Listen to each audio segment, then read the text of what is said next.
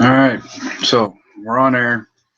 We're live. This is the GM's Dice, the last session, our third session of the Darkness Rising trilogy, titled A New Era. In our last session, our players traveled to Raxus Prime, battled with a crazed, insane Jedi that had lived a life of complete solitude aside from a few droids that she had managed to keep functioning. And after a lengthy and difficult battle, they managed to defeat her. They brought her body back to the High Inquisitor as proof that they'd succeeded on their mission.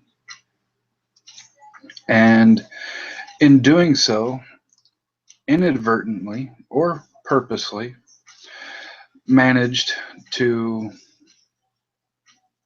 get the Inquisitor to injure himself, causing the Inquisitor, or the High Inquisitor, to think that they were challenging him for his position and his power. And that's where the session left off, and that's where it'll pick up here in just a moment. But first, I'm going to give my players, Josh and Archie, both a chance to introduce themselves, their characters, give any plugs they want to give one last time for the trilogy. And you're set to go, gentlemen.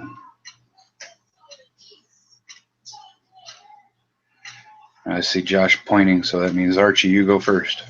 Okay, so I'm playing Xander Ortolan Shicho Knight. He has advanced very far in his training and skills, learning new force powers and honing his lightsaber to a very deadly potency. Um, and his lightsaber skills, of course. So that's who I'm playing.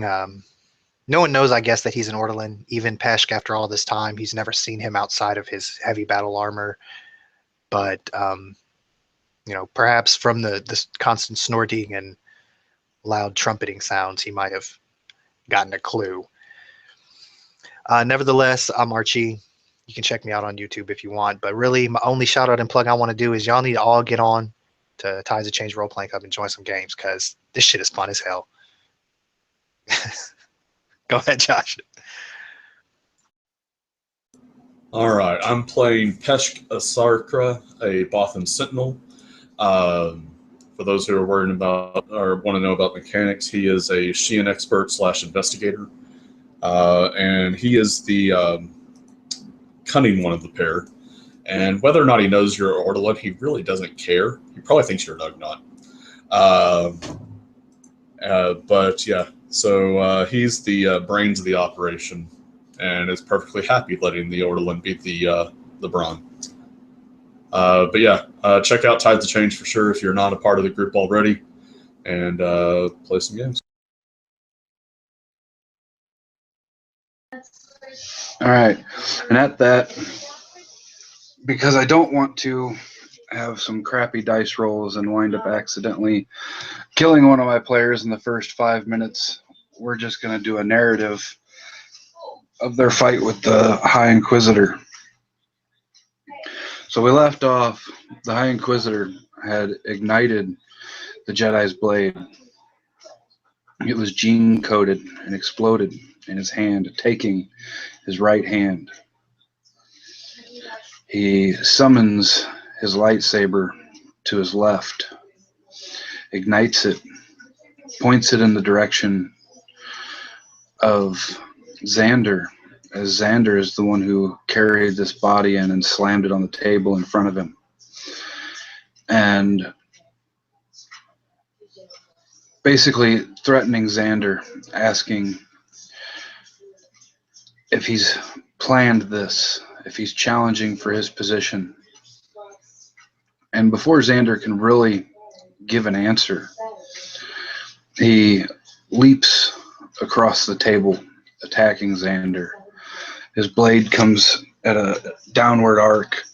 Xander, in just the last fleeting moments, is capable of getting his own saber out and ignited, deflecting the blow just barely. Can feel the heat of it graze past his face.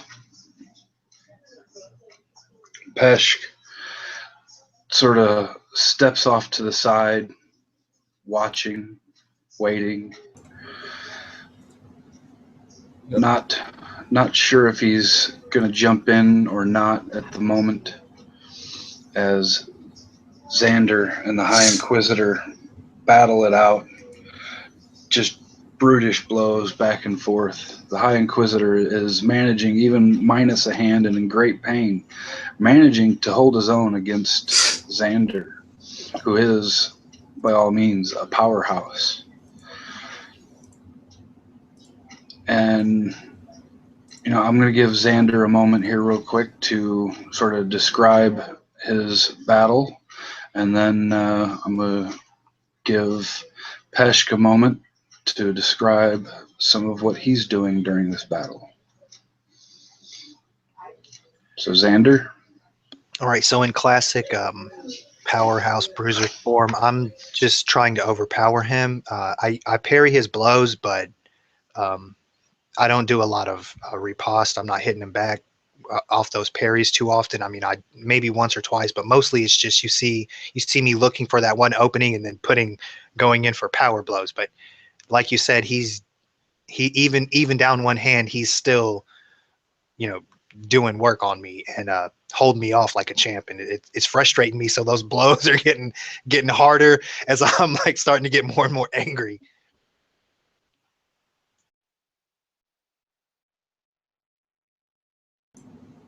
At which point, Peshk will finally decide it's basically once the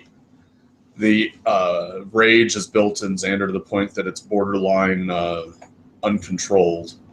Peshk will get involved at that point. And initially, he is not actually trying to kill the Grand Inquisitor. He actually ends up fighting in a relatively defensive style, creating a three-way fight, basically, attracting attention from both of them so that both of their attempts to kill each other are kind of thwarted, allowing the dark side energy in the room to just grow as they both draw on more and more. And then probably the Inquisitor, due to his higher experience with the Force or something, would shove Peshk back out of the way again, up like into the wall and into the dark recesses of the room, where Peshk would just bid his time again for a little bit. All right, so yes, Xander and the High Inquisitor just batting back and forth, the rage, the anger, seething, just growing. Peshk steps in, does his thing. The High Inquisitor sees that Xander is starting to slow in his parries and slow in his attacks, sees an opening to attack Peshk and launches him with a force shove across the room, up against a wall, into the corner of the room, and then goes back for Xander. And in true Sith bad guy villain manner, as he's got Xander sort of drop back onto sort of one knee, just doing everything he can to bat aside all of the High Inquisitor's blows, breathing heavily. The High Inquisitor stops attacking for just a moment, points his blade at Xander, and begins to go into a tirade of how weak Xander is, how just you're weak. You cannot fathom the amount of power it takes to hold this seat. The Emperor would not stand for you. And as he's going into this, suddenly there's this short, furry blur that streaks across the room behind the High Inquisitor, and the snap, hiss, and sizzle of a lightsaber cutting through the back thighs of the High Inquisitor. The Inquisitor drops to his knees, having been hamstrung, and Xander leaps forward, seeing the opening, and shoves his blade right up through the underneath of the chin and up through the top of the High Inquisitor's head, seizing victory for himself before Peshk could do so himself. Then turns to Peshk and says, It is done.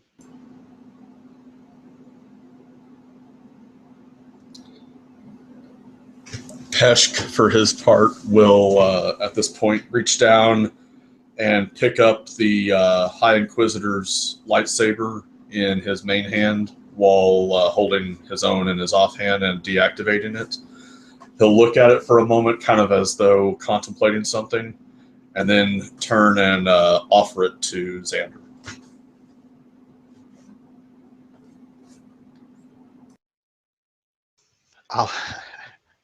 I'll take it. I hesitate only for the briefest of moments. You would notice it though, Right. But I take it and I say, very good. And I go and I put it on the table with the other stuff that we just brought in, the Jedi Master's body and everything. And then I'm going to go and sit on the Inquisitor's seat. as Xander takes his seat in the High Inquisitor's chair, the screen fades to black. And typical movie fashion, at the bottom of the screen, you see the words, 4 years later.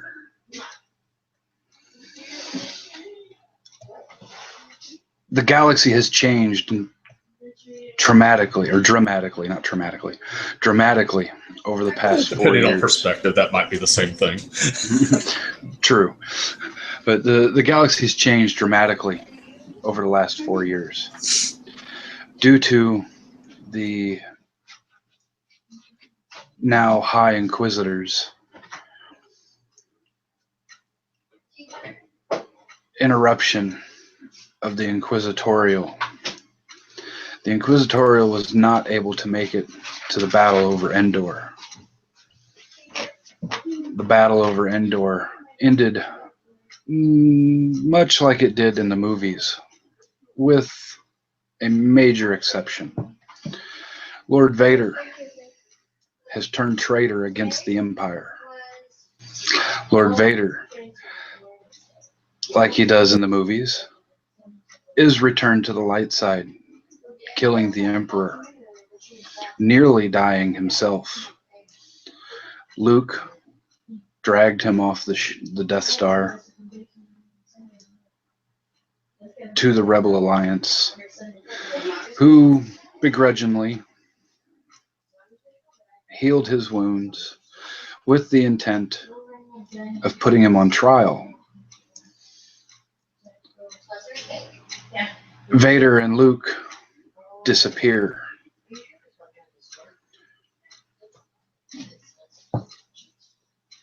Only to reappear a couple years later, about 2 years later. Vader no longer wears the black suit of a Sith Lord. Now, though he still has all of his cybernetics and still wears the helmet and everything that is classic Vader, it's no longer black. It's more grays and a sort of a brown hooded cape and such. Luke and Vader have begun to rebuild the Jedi Order. The Empire did fall, nearly crumbling into non-existence. It fractured. The Inquisitorial and the Inquisitors have spent the last 4 years picking up the pieces and the remnants of the Empire, and have nearly completely done so. Their amount of space they control has reduced dramatically as a new alliance has taken hold over a good majority of the galaxy and has succeeded a lot or a large portion of the galaxy to the Mandalorians in a bid for peace and truce between them until the Empire can finally be dealt with once and for all. And that's where our scene comes back into view, and our two High Inquisitors, the face and the brains, standing upon the bridge of the Inquisitorial, deep inside of the Imperial remnant space, discussing amongst themselves and some underlings of what their next move is going to be.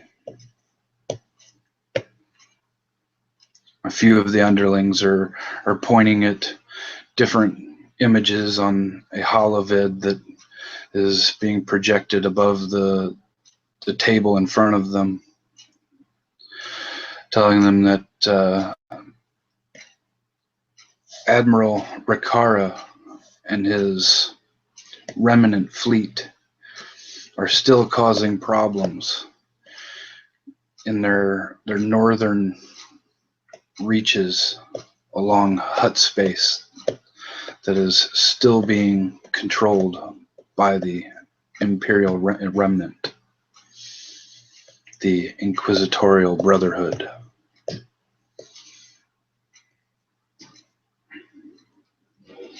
And that's where you two come in.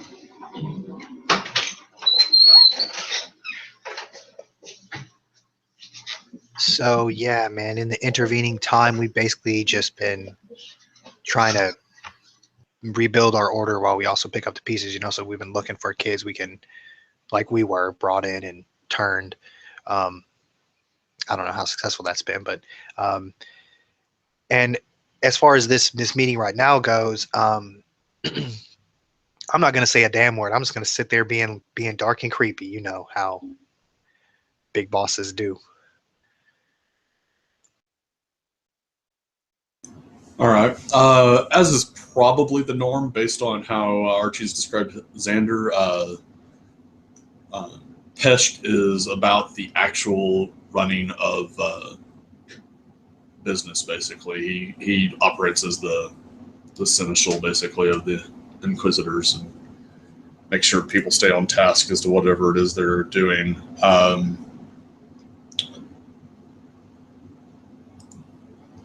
There's the one admiral that's of note. How big is, like, of the Force users that the Inquisition has at this point? How many of us are there that we would consider loyal?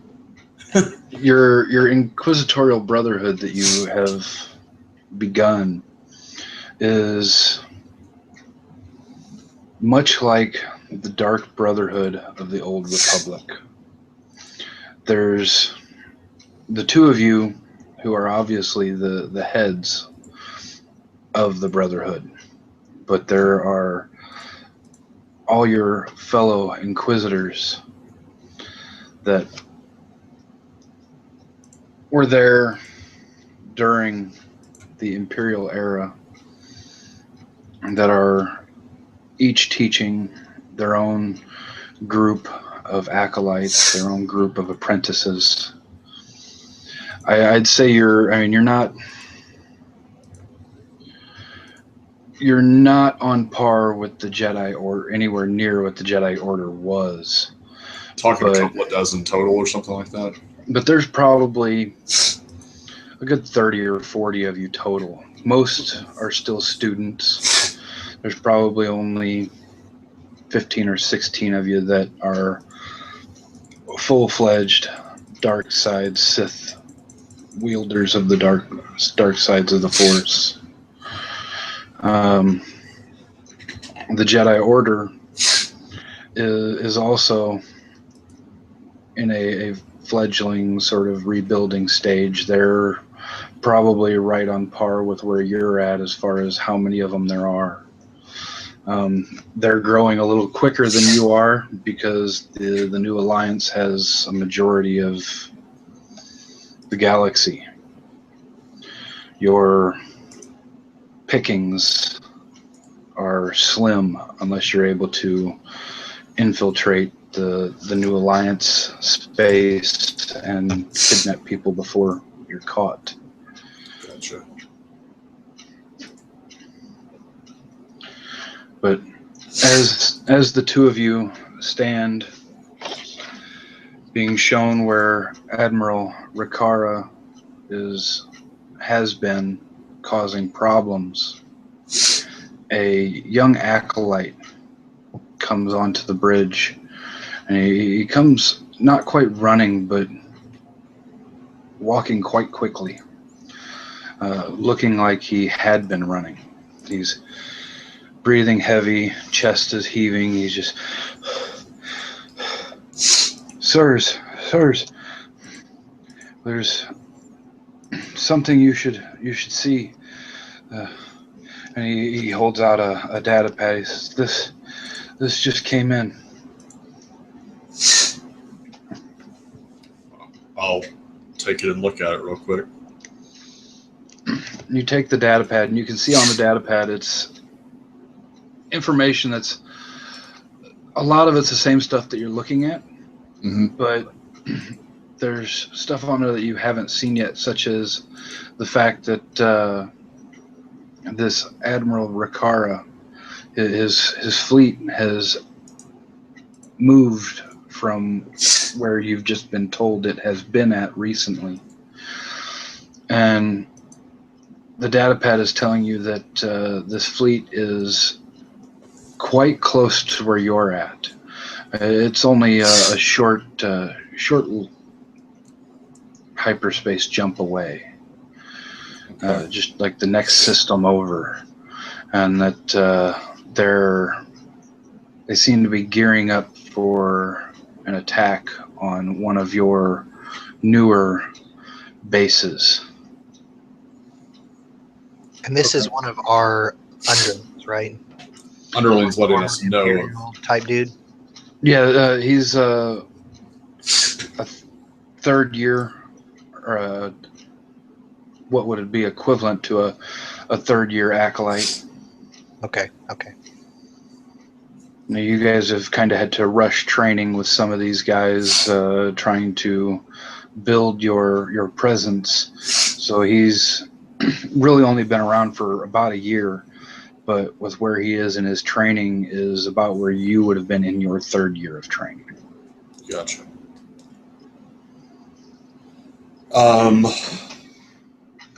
I will, and we're on a star destroyer, right? Yes. I will hit the con to the bridge and say, prep the fleet for jump to hyperspace. Or And ship, you get ship a- or fleet, whichever it is. Presumably there's at least some escorts and whatnot. Yes, you guys have always, your Star Destroyer has always got a couple of frigates and stuff along with it. And you get a confirmation back that it'll be done. Everything should be ready in just a matter of minutes. I would like to. At Yes, which point yes. I'll pass the data pad over to Xander as I call him over. I'm going to pretend to look at it, like I'll point my masked face at it, but I'm not. What I'm doing is I'm In the past, I haven't actively utilized my power, but with this new position, I find myself trying to. So I'm going to try to use more C, just to get an idea of if the Force has any guidance here. Oh, well, it didn't work. The light side is too strong right now. Stupid Alliance. And that actually reminds me, you guys need to roll Destiny. Did you?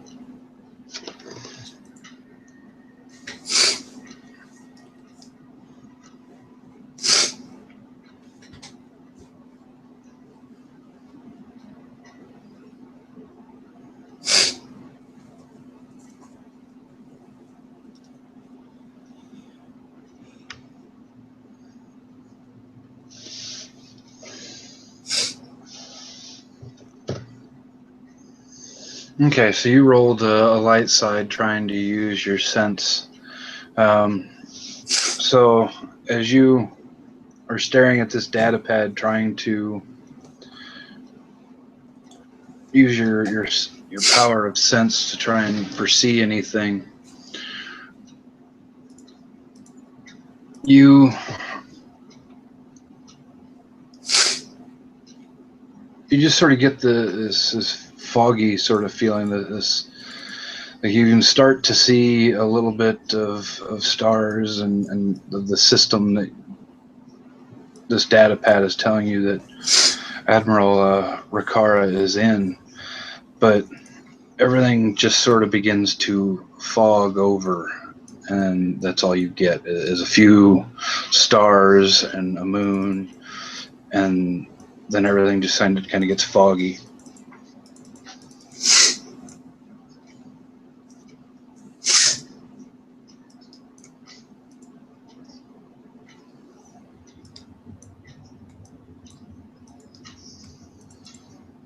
That's it, man. I'm good at it. Okay.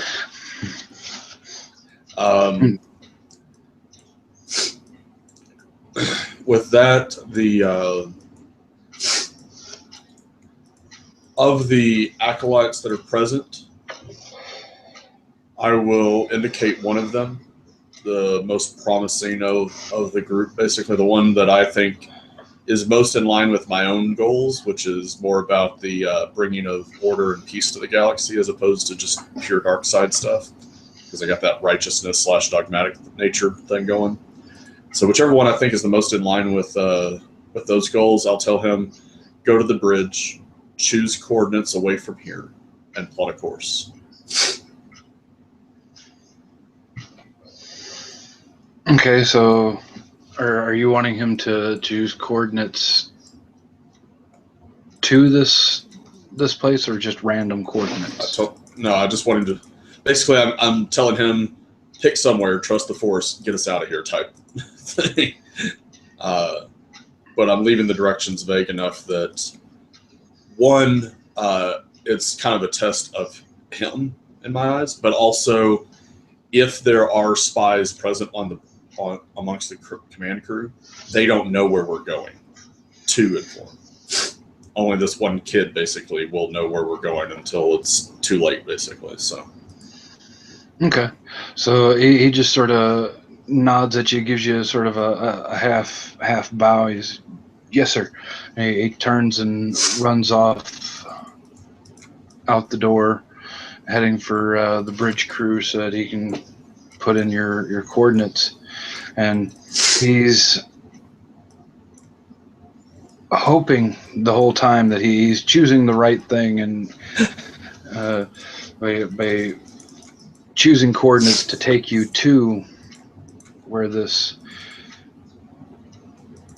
admiral is supposedly setting up for his next attack.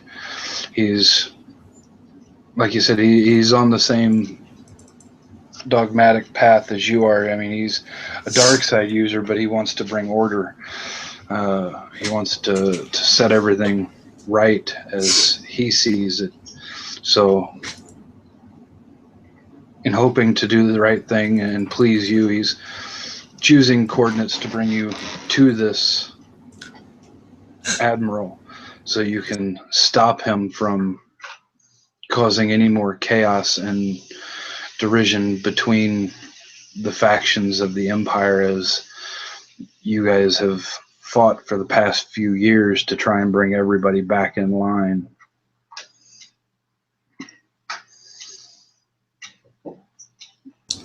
Well, continue about preparations and whatever discussion we were having then, because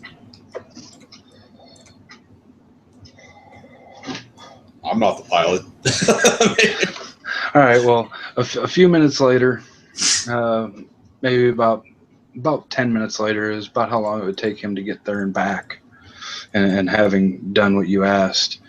He comes back in the room and he walks right up to you. And he's, Master, I hope I did what you wanted. And he leans over sort of next to you and he whispers in your ear. He says, I've brought us to the coordinates that show that this Admiral Riccara is about to attack. I hope we can stop it before it's too late. I hope I've done the right thing by you, sir. Peshk would, like, at first, like, one of his hands that's on a data pad just kind of grabs it really tight, which doesn't really matter. He's got Brawn 1 and, like, no force grip or anything like that, so he just grabs it really tight. And after a moment, he's like, well, the Force guided you, I suspect. And I'll look to Xander and say, it seems we have a battle to prepare for. And yes, the first thing I've said in the meeting, I'll rise from my sitting position and I'll say, a small detour before we get to the real work of ending Vader of his betrayal. And you can tell by my voice that, like, I'm pretty happy about this, the prospect of this, but both things sound quite good to me.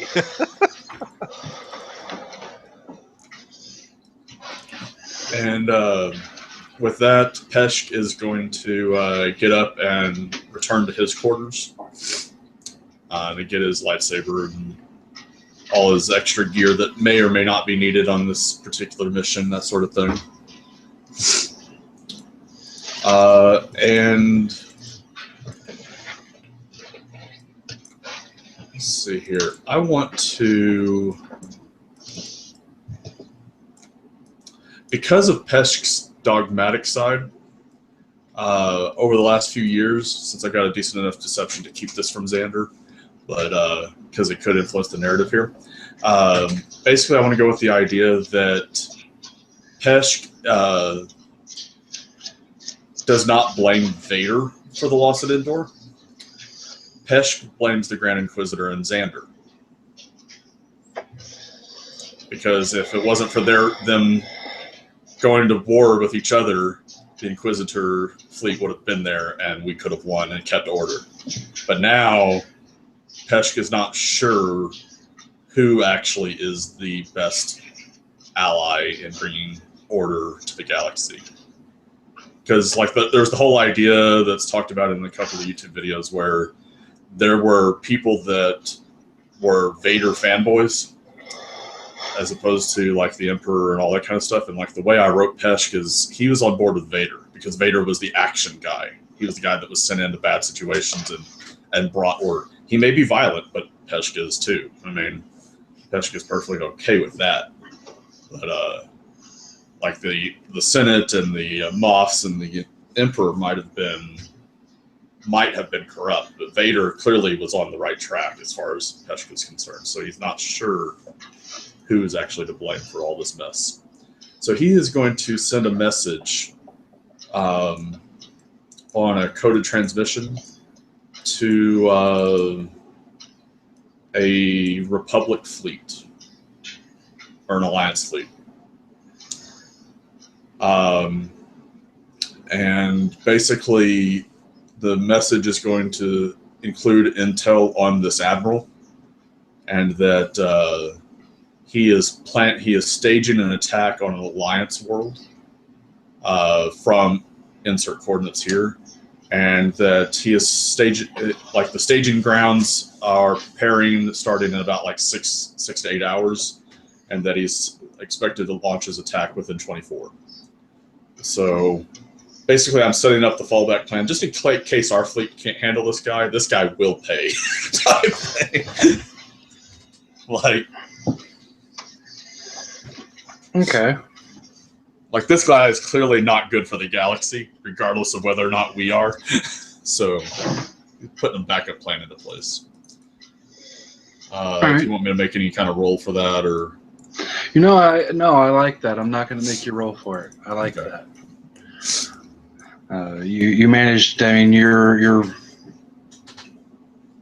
the man behind the man sort of thing. So you're plenty capable of making this transmission go out encrypted and all this without anybody thinking anything twice about it. You guys send messages all over your portion of the galaxy daily.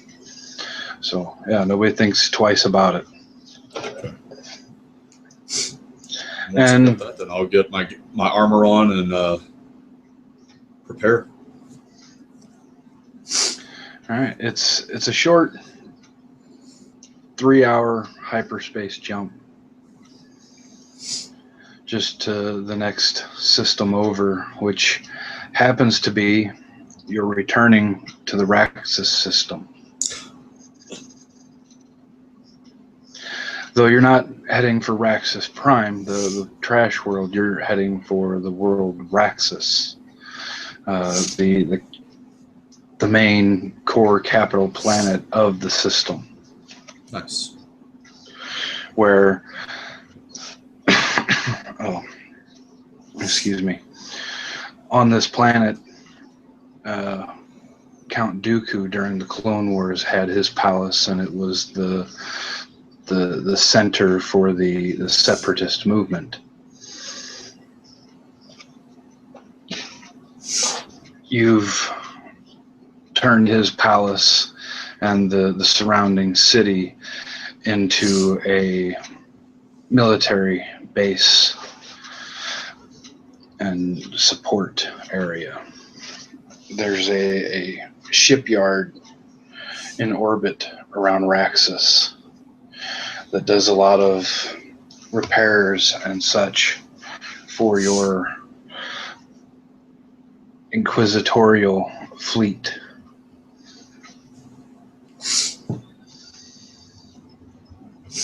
You drop from hyperspace and a sensor sweep is done, and nothing is found to be out of the ordinary as of the moment. Everything seems fine. The shipyard is running and doing its thing. It's got a couple of ships in dock being worked on.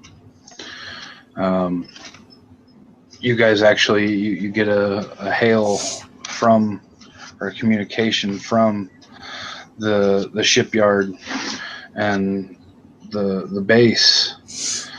Both of them, or from the commanding officer who's in charge of both of them, I should say. Gotcha. Who he's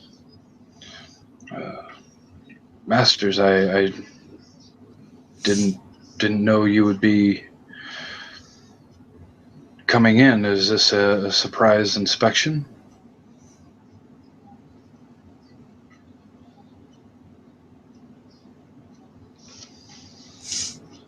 Or is there something else I should be made aware of?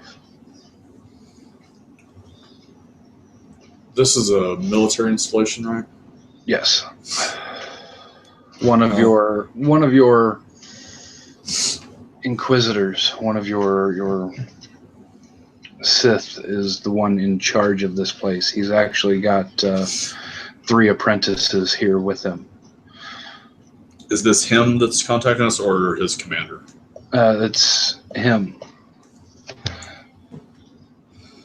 I will.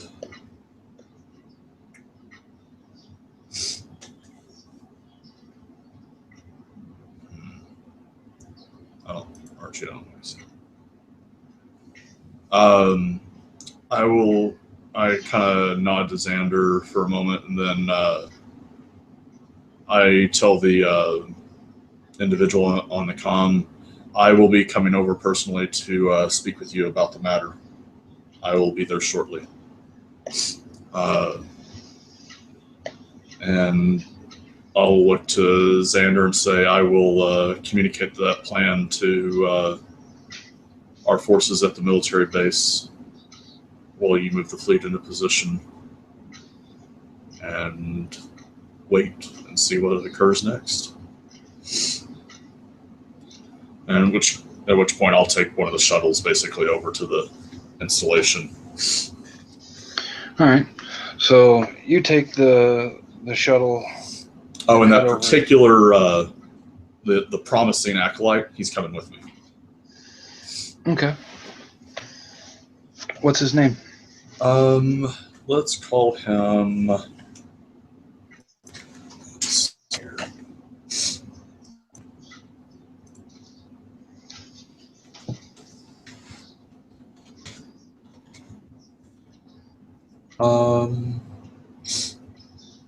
He will be.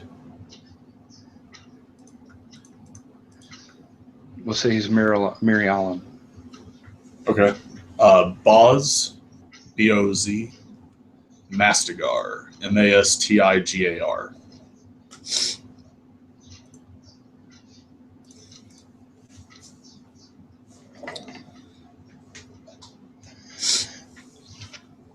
Okay. So you and Boz take this shuttle over to the shipyard / training center that is above Raxus and in geosynchronous orbit with the base on the surface.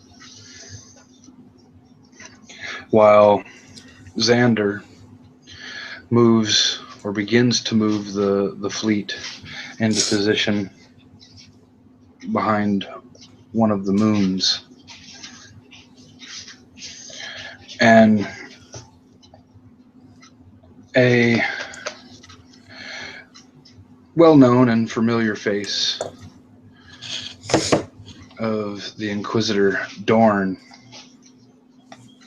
from Session 1 is who is left in charge of this area, is standing at the docking ring waiting for you.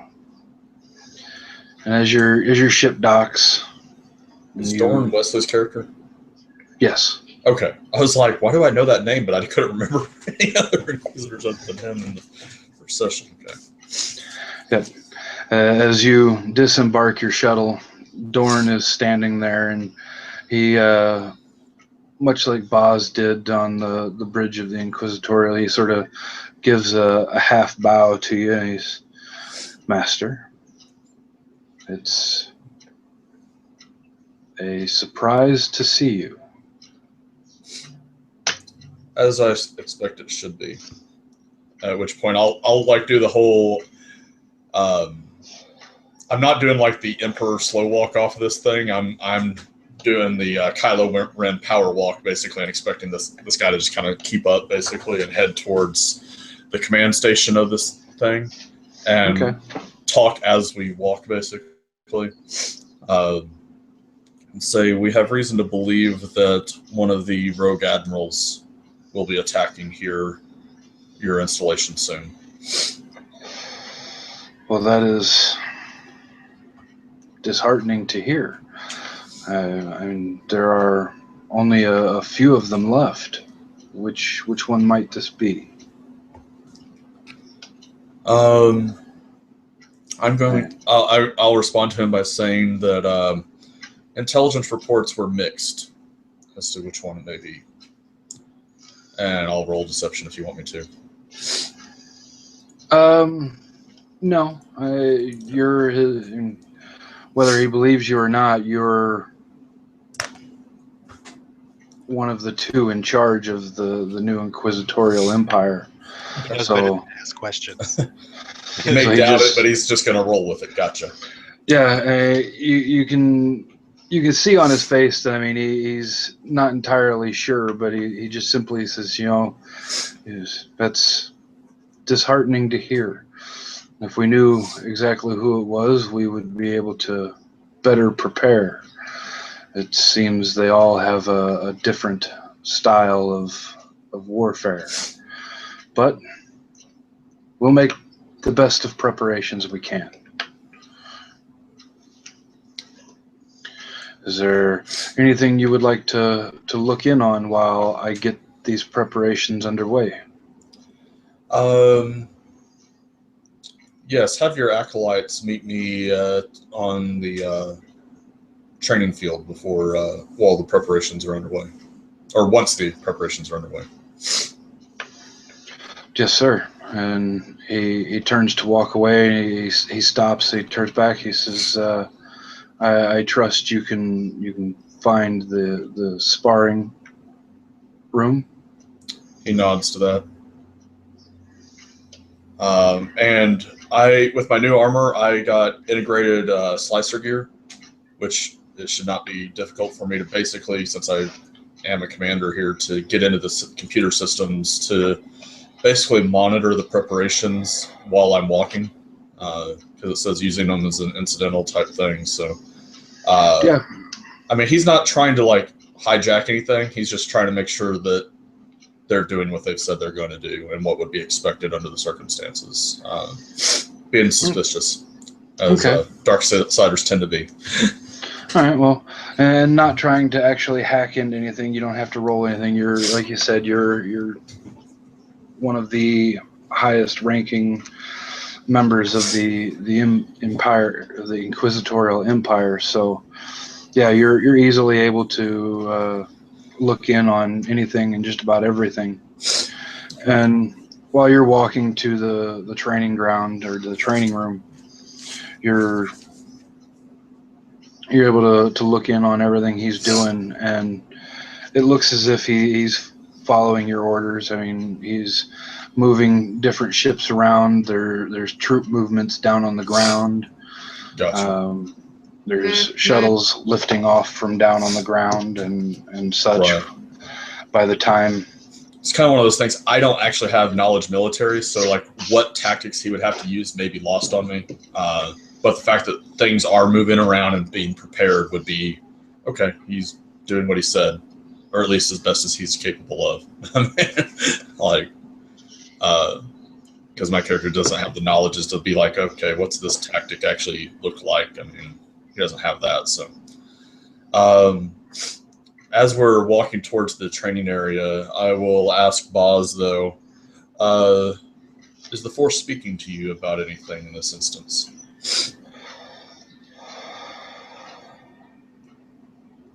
Honestly, Master, I mean, this isn't the first time that we've prepared for battle since I've been with you, but for some reason I'm a little more nervous than normal. So sadly, no, it's not speaking much to me at the moment.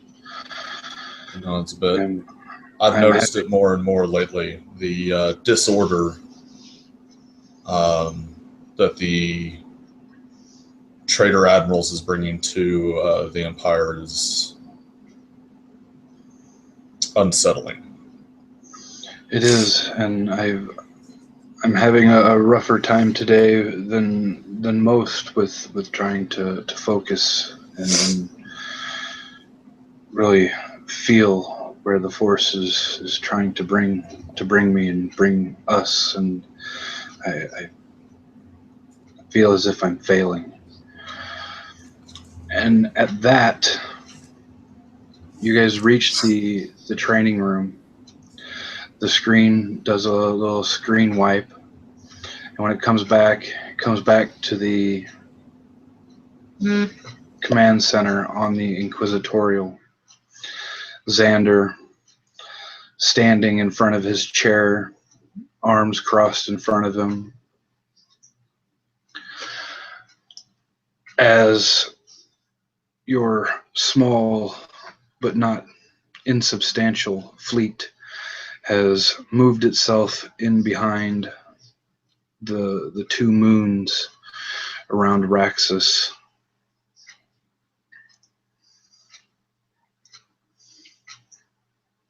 And I'll be deferring as much as possible to the actual commanders of the ships. And if they have, I want it to be the type of deal where they would know that they could give me advice as long as they don't care if I fucking follow it or not. So if they thought, oh, this would be a good, maybe this would be a good strategy, maybe this would be a good like plan, they might say it, but they wouldn't be the type of thing where like, well, we need to fucking do this. They'd be like, maybe we could, or like it would be, that kind of thing. And I'm basically just peering out the viewport or peering into the display, whatever we have, and I'm reaching out. I'm kind of doing what Pesh was asking the acolyte if he was doing, and kind of like feeling things out through the force, because I'm worried about Pesh, man. When he burnt out and left during this coup attempt, I assumed that this is Pesh's attempt to seize power. That's the only reason in my mind why he would leave in the middle of an attack. So, like, while I'm preparing for the fleet to battle this other dude's, folks, I'm preparing myself physically and mentally to battle Peshk when he comes to do his thing, because I just assume that's what he's doing, because that's what I would do. So I'm like, well, of course that's what he's doing, because that's what I would have done. And really, my mind has been on Vader. I'm like, how you were saying that your character like aligns with Vader. I just aspire to beat his ass. Like, that was always my goal, was to beat the High Inquisitor so I could have a chance to beat Vader and prove that I was the strongest one. So when he betrayed our order, like, now I have like a good reason to fight him, and now I'm just like chomping at the bit. I'm itching to prove that, even though I'm probably gonna get my ass whooped, because we know who we're talking about. But so that's what's up with me, man. I'm just peering out and just boiling and kind of raging and seething and just sitting there in my dark side. I'm simmering. Okay. One of the bridge commanders, or the command center commanders, looks to you and he says, Master, sir, do you think maybe it would be wise for us to disembark a couple squadrons of TIE fighters and have them run open patrols in the sector? Yes, that's a good idea, as long as they stay in, or I'm not going to say all that. Who am I talking about? Let me RP, man. I'm going to say, yes, keep them in communication range. As you wish, sir. And he gets on the comms and starts barking orders, and just moments later, from the two ships that are behind the moon along with you, you can see 6 squadrons of TIE fighters disembark from your Star Destroyer, and from there, the 2 frigates along with you. And they zip off around the moon and out of sight. And at that, we'll go ahead and hop back to the shipyard, where Peshk and Boz have made it to the training room and stand waiting. You've been there for 2-3 minutes when these 3 young acolytes, about Boz's age, mid-teens, about the ages you guys were in session 1, come into the room. A young Twi'lek female, a young Ithorian male, and a young human male. All 3 come running into the room, and when they see you already there waiting, they all get this look of defeat. And they immediately form up and stand in line, all of them giving full bent over bows and in unison. Master.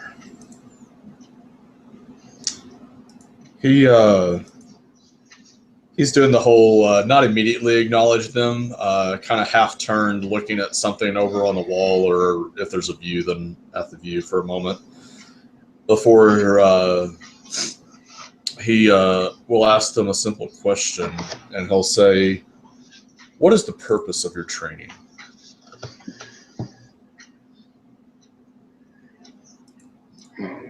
To the two males, they sort of look baffled for a moment, like, what? And the young Twi'lek female, she just sort of steps forward and she says, "Master, the purpose of our training is to learn to wield the dark side and to one day become true Sith masters, so that we may bring about peace to the galaxy and end the constant chaos." And he says, at that, he'll nod a little bit, and he'll ask her, "And is there anything that you would not be willing to do in order to accomplish that?" Nothing, Master. The galaxy deserves nothing but our best. At that, he'll look to the other two to see what their reactions are to the statements. The human, I mean, he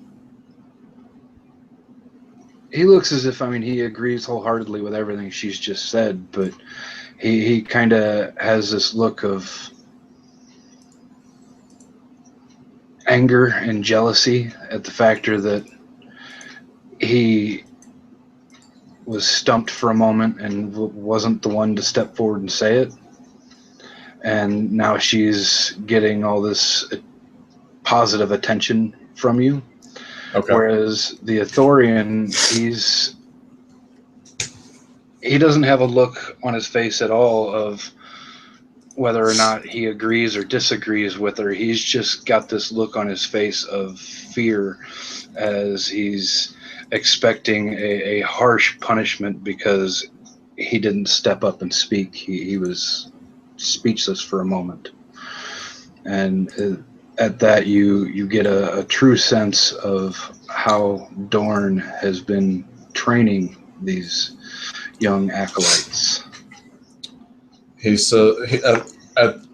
After appraising their reactions, he'll look back to the Twi'lek and he says, "A lofty goal, one that is not always easy to see the path to accomplishing."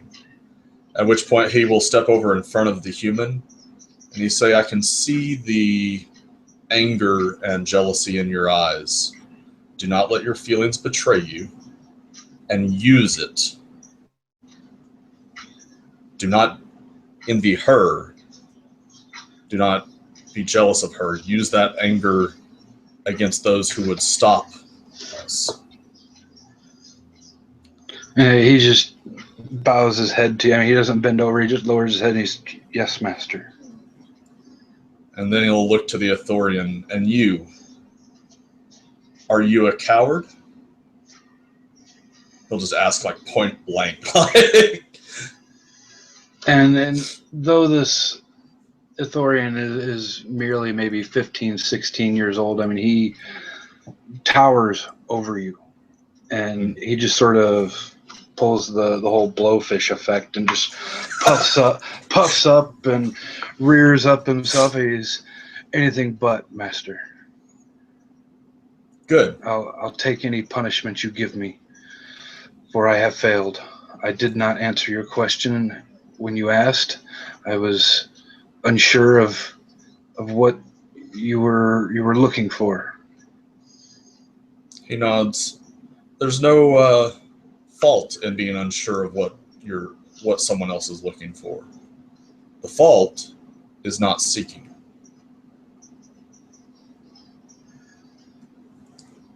And at that, he looks to the three of them. Has your master taught you much with the lightsabers yet? That is the most of what Master Dorn has taught us. I see. He says, and there's like a slightly condescending tone to it. Well, there will be a battle today.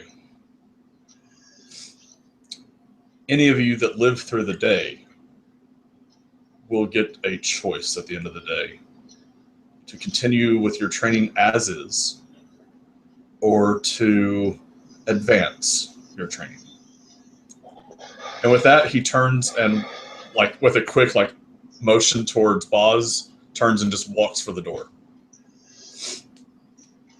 And Boz, he seeing that you've beckoned him to follow, he just sort of gives each of them a quick nod and sort of hurries up along behind you. And as you exit the room and back into the hallway, he's, Master, you were quite lenient. Yeah, today's not the day to punish the people who have been failed by their training. Circumstances may do that matter for us. And those who have the potential still will make it through the day. And it can be corrected. Well, if I'm not too out of line, I'm sure if any of us make it through today, we would all choose advancement. Yeah. I expect as much. But what will that mean by the end of the day? And he leaves it at that cryptic thought, basically, and then just kind of falls silent as they walk through the halls towards the command center. And Boz follows behind, silent as well, but with a sort of puzzled and deep in thought sort of look on his face. Just like you've really got him thinking about that. What is there any other way that say can end? And at that, we jump back to the Inquisitorial and Xander, and almost simultaneously as your ship's alarm begins to go off, as it was set by the bridge commander if anything jumped into system, you also get a communication that comes in from the TIE pilots. We've had 6 ships just enter orbit.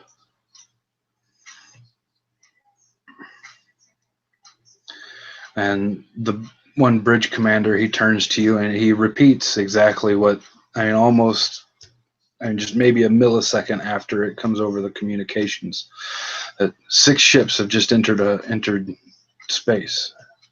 Has it come up on any type of display, or do I need to order them to do so? It hasn't come up yet, but you can see that somebody is frantically working to try and get it on display. Well, in order to call them out on their suckiness, I'm going to say display, because the information I'm trying to glean is the type and class of the ships. Like what kind of fucking ships are we dealing with here, baby? That's what I want to know. All right. Well, you beckon them to get it on display, and just moments later, on the same holo display over the center table in the room, 3 Star Destroyers come into view, along with 3 frigates. So that's at least twice our fighting strength, maybe a little bit more. Easily twice. I mean, you guys have got I mean, just your fleet alone has got only one Star Destroyer, but 4 frigates. Okay. Fuck. But you've also got the shipyard plus everything that's on planet. Yes. So in orbit, we may bring an even fight to bear, basically. But like, if it gets away from orbit at all, they outnumbers 2 to 1 or more. Yeah. So that's my plan. My plan is going to be if hopefully we can remain undetected with our position back here. So I'm going to say low power, hide us, and what I'm going to do is I'm going to wait for the most advantageous moment, and then I'm going to bring the big guns, so to speak. All right. Well, seeing as you're the one in charge there in the ships, I want you to roll. I'll give you a boost dice, but I want you to roll a stealth check versus. So there's 3 of them, so I'll say it's a red and 2 purple.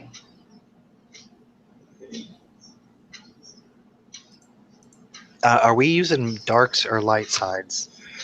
Dark sides. And is there 3 lights and a dark, or 1 light and 1 dark? There's 3 lights and 1 dark. Okay. There should be at least 2 dark, because I rolled 1, but then on the dark side. Oh yes, you're right. You are. I think he's dark side. So 100%. I think it should be 3 and 3 if you were starting with 2 light in the pool. You are correct. I forgot that you both are Evil bastards. Yep. I think I'm gonna flip one now that there's a little bit extra, because I have 1 green in this, and that's I'm in danger of failing this pretty bad. So yeah, here we go, Ouch. guys. I've been rolling so many fucking despairs in like the past 3 days. I've gotten like 1,000,000 despairs. Why are those Han Solo despair memes going around? They fucking jinxed me, man. Oh. Well, That's I'm good. so glad I'm not on your ship right now. I'm just saying. Oh. All right. Well,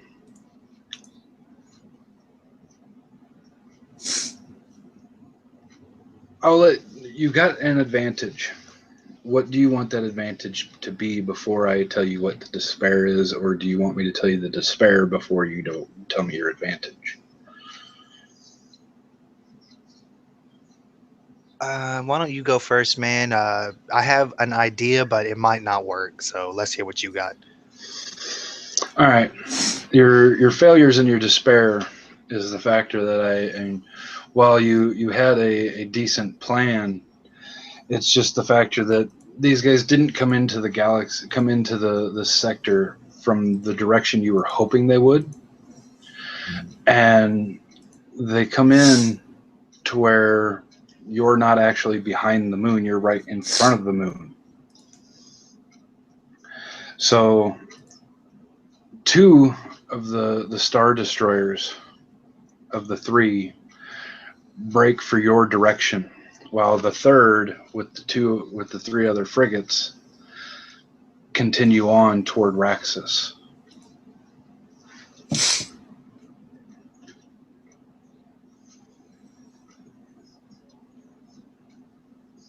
Okay.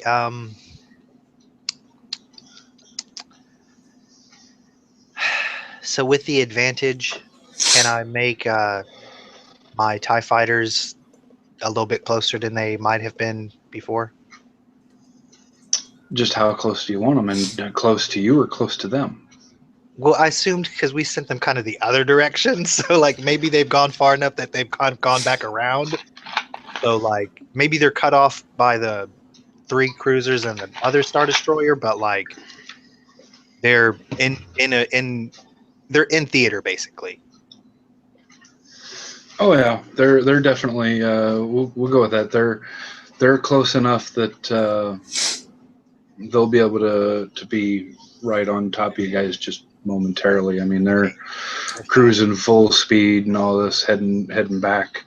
I was actually thinking with the advantage, say that the TIE fighters are in the shadow of the moon coming back around to where they're not detected. They see your fleet, but they don't realize your fighters are already deployed.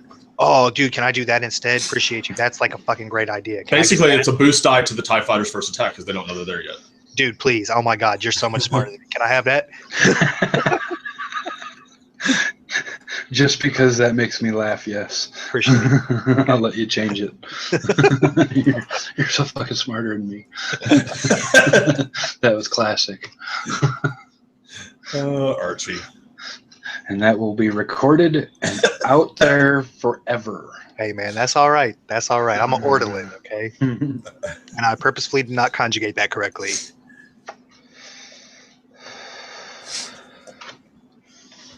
All right, so yes, there's 2 Star Destroyers headed for you, a Star Destroyer and 3 frigates headed for the shipyard and the planet.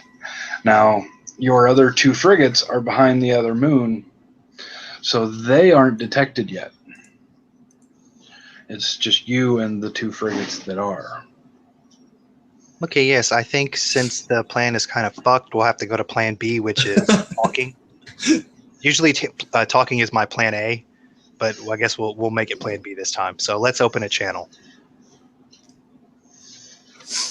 All right, you open a channel, and you get in response Inquisitorial.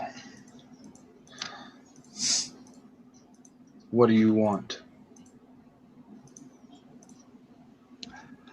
I'm wondering what you have assigned yourself here, Admiral Rakara.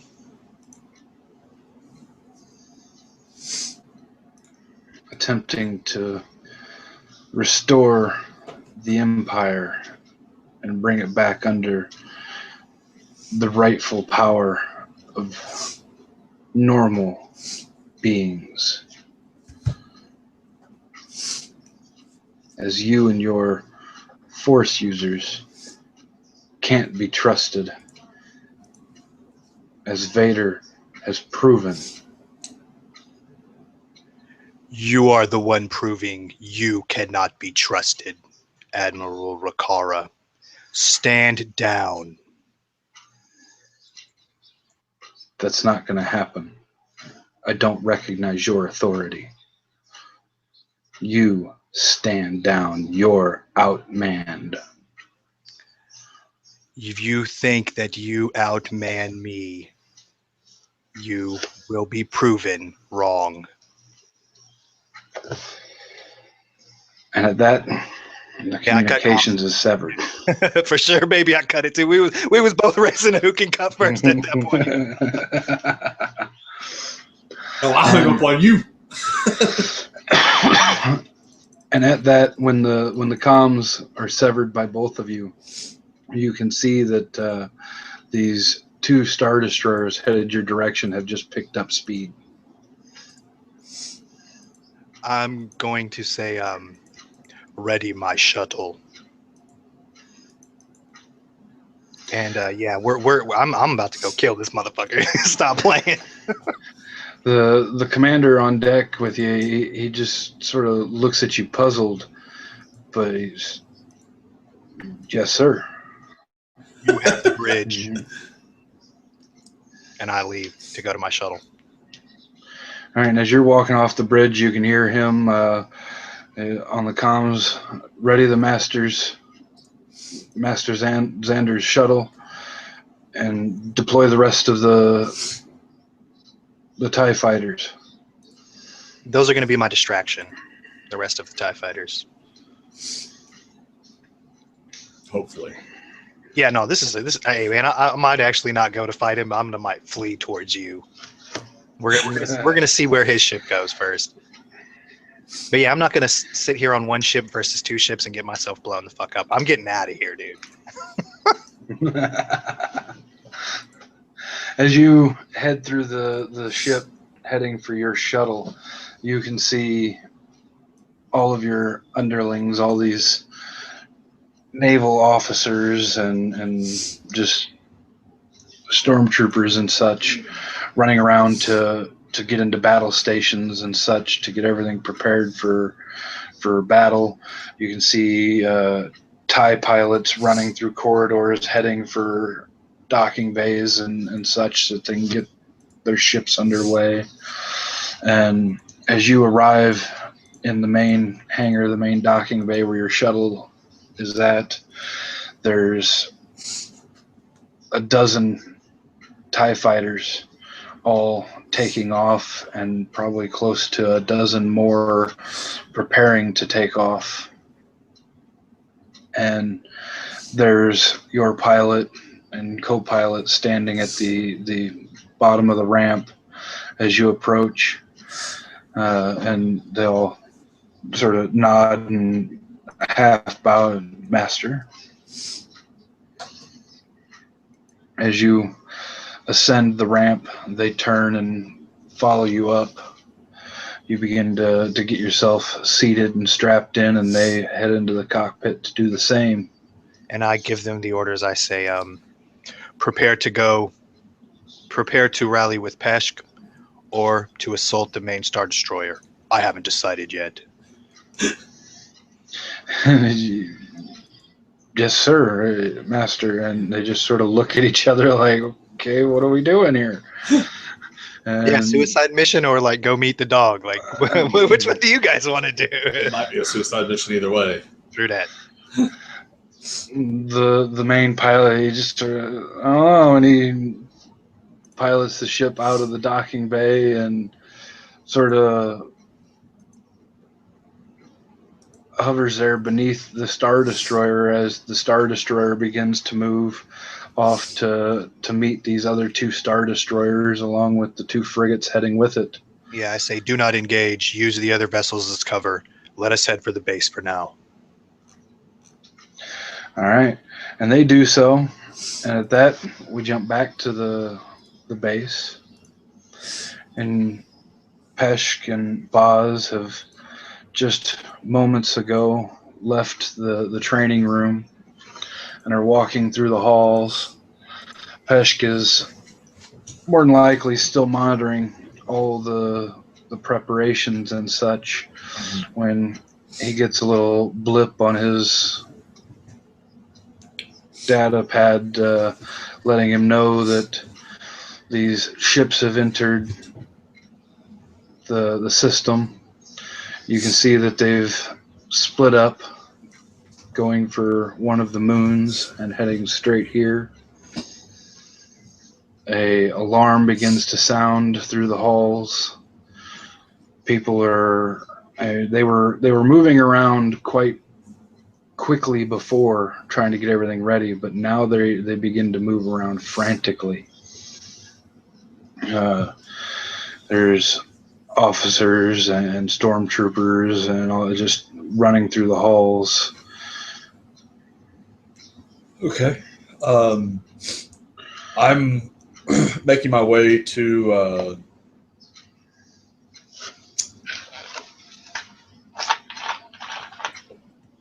the command deck, and I'll keep to like one side of the hall to where people that are actually going to like battle stations and whatnot aren't going to bowl me over,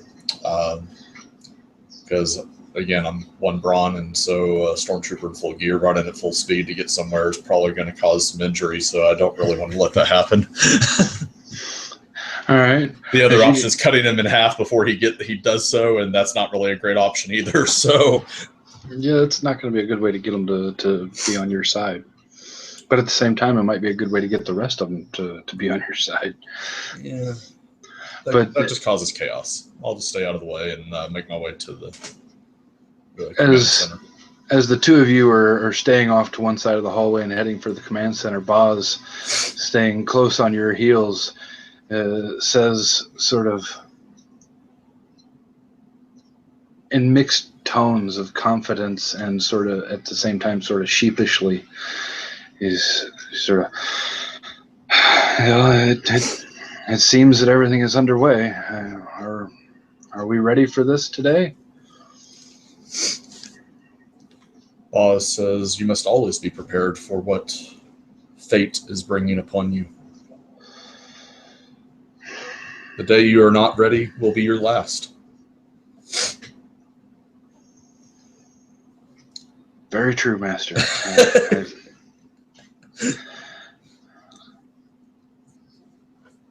I just hope that we all make it. I know that some of us will die, but I still can't help but hope that we all make it.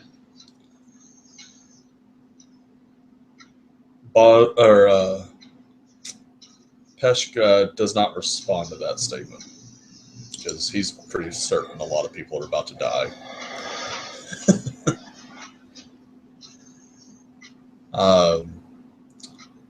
He will, beneath his cloak, draw his lightsaber to his hand. And it's got the Xi'an grip, so it shouldn't be obvious unless he moves his hand out from underneath the cloak or anything like that. So, Okay. but he'll have it in his main hand as he enters the command deck, basically. All right. So you make it to the command deck, and Dorn is standing there issuing orders to all of his staff, and doing so in quite a gruff manner and voice. It's obvious that he runs a tight ship, but runs it through fear. Gotcha. I don't interrupt him. I don't have the leadership to try to make it better. So I mean, I just take note of it, and I'm going to be watching people at key stations. I'm trying to appraise whether or not I think any of them are traitors, whether or not they're actually doing things slower than seems possible in the situation, or if they're intentionally leaving part of his orders undone or something along those lines. I don't know enough about the tactics to necessarily tell whether or not his orders are ideal, but I'm looking for people that either stand out by not doing what is being said to do, or stand out in the fact that they're doing extra stuff that doesn't make any sense. If that makes sense. Okay. You can see that, I mean, everybody is following their orders, but you can see that there are a few who are a little hesitant to follow orders. Like, they follow them, but they just not quite as quickly as everyone else. Okay. You don't get a sense of betrayal from it. You just get a sense of unease, as if they don't quite agree with how he's doing things. Of the couple of them I identify that are behaving that way, the senior most ranking one of them, whatever he happens to be, I will make my way over to be a couple of feet away from him, and I will look to him, and it'll be the first thing I've said since I've come on the bridge, and actually since Boz asked me that question in the hall. Even I'll just ask him, "Do you have a problem with the commander's orders?" Like in that kind of tone, just matter-of-factly and somewhat quiet amidst the chaos. He'd look at you and say, "Oh, and orders are orders," but if you're asking, I mean, honestly, I don't think he's leaving enough troops on the ground in case this leads to the ground. He's ordered nearly all of the troops that are on the ground on base to troop transports to either come here or to attempt to board the incoming ships, which in itself not a bad idea, but I just don't think he's leaving enough behind in case. A valid concern, I say, and then I'll look to Dorn. Why are you sending so many troops into space? And Dorn looks to you And I mean, he looks sort of angry and agitated to begin with, but it just worsens when you question his tactic. And he looks at you and he says, "If they make it past us, it's already lost. It doesn't matter how many are on the ground."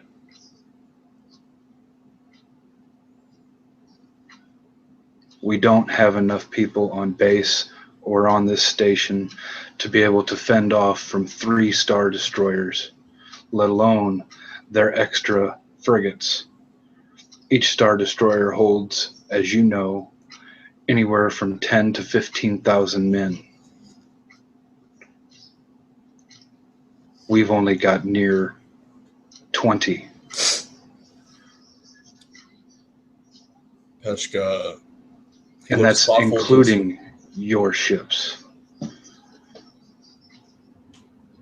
Peshka gets this thoughtful look about his features at this point, where he's basically puzzling this out, because basically what's going through his mind is the idea that this admiral is attacking here. Assuming he did not know that we were going to be here, he outnumbers the station 2 or 3 to 1, which is not necessarily enough to like demand an unconditional surrender from someone. And if you actually got into a firefight, he could lose as many as he could gain, if not more. So from Peshk's mindset, it just doesn't seem like a good calculated risk unless he knew it was going to be a victory somehow, which means there's got to be a traitor in this room. Is the way Peshk is looking at it, because that's the Sentinel mindset. There's someone here that's a double agent, probably. Since I didn't hear the communique, okay. Well, Peshk will kind of nod to that and look to the officer that was curious about the orders. Does that satisfy your unease? He looks to you rather sheepishly, and he's, "Yes, sir." With that, I suppose so. I will give a quick glance around at the other officers in the area and see like if I perceive any kind of like joy at the descent, or I mean anything along those lines that would give away a double agent in our midst type thing. Okay. Are you trying to use your force powers to sense this, or? I'm just going off pure perception. I don't have good enough sense power to rely on that. I can't read surface thoughts or anything like that. I'm just going off of perception itself and mannerisms and reactions people are having and that sort of thing. Well, with round and everything, as everybody's trying to do all this, go ahead and make a perceptions check at hard difficulty, 3 purple. 3 purple? Yep. All right. I'm spending a destiny point. Wow. All right. Okay. So I did not succeed, so that means I don't pick up on any traitorous things, but I got 3 advantages.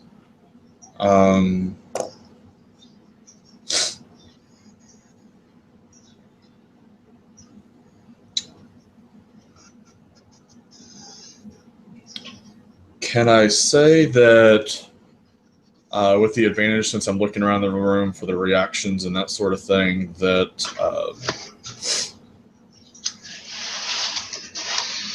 the interplay actually kind of the fact that because these people are basically obeying Dorn out of fear, the fact that I questioned Dorn like boosts the morale of the group to where at least if there's not a traitor in the midst, and even other than the traitor, that the general, like, they realize that Dorn is not the one actually in command, to where they are more willing to follow orders and that sort of thing. Yeah, you can easily tell that there are the majority of everybody here is happy to see that somebody has questioned him and that he's not the one that's in charge. But at the same time, you do get the sense that not everyone is happy about it. Okay. All right. So I made some people's lives easier, some people's lives harder. Go figure.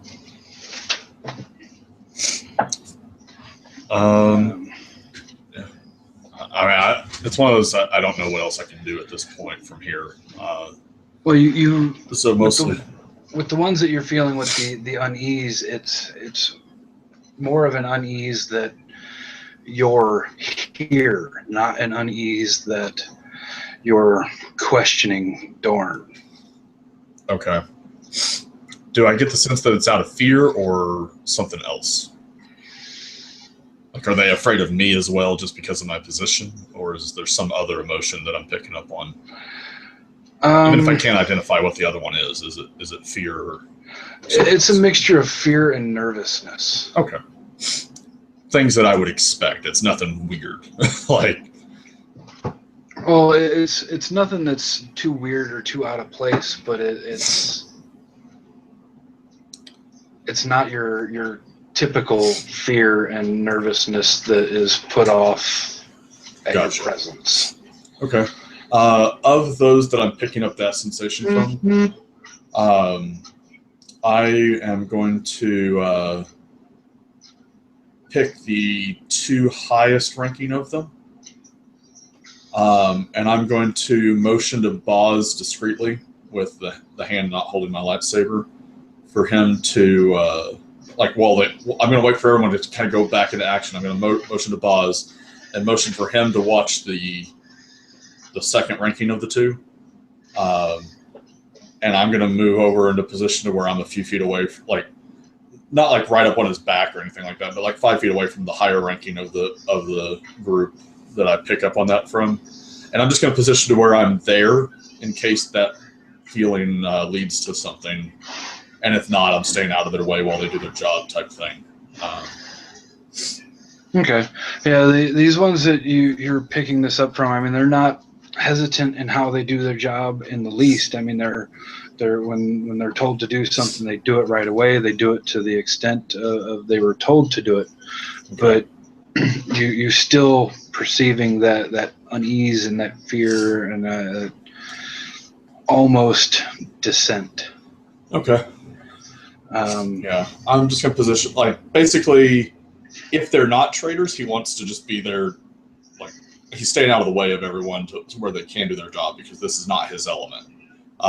But if they are traitors, he's got himself and Boz in position to take out the two highest ranking of them within moments, hopefully, if it becomes apparent they are. All right. And as this has gone on, battle in space has been joined. The inquisitorial, the inquisitorial is surprisingly holding its own quite well against these two other star destroyers. The frigates are being commanded quite brilliantly in the way that they're able to keep the attention of one of the star destroyers off of the inquisitorial. The two other frigates of yours have come out from behind the other moon, and not with a complete flank, but almost a complete flank on the third star destroyer and his three frigates. Space is full of TIE fighters battling one another, and a shuttle has docked with the base, or with the station.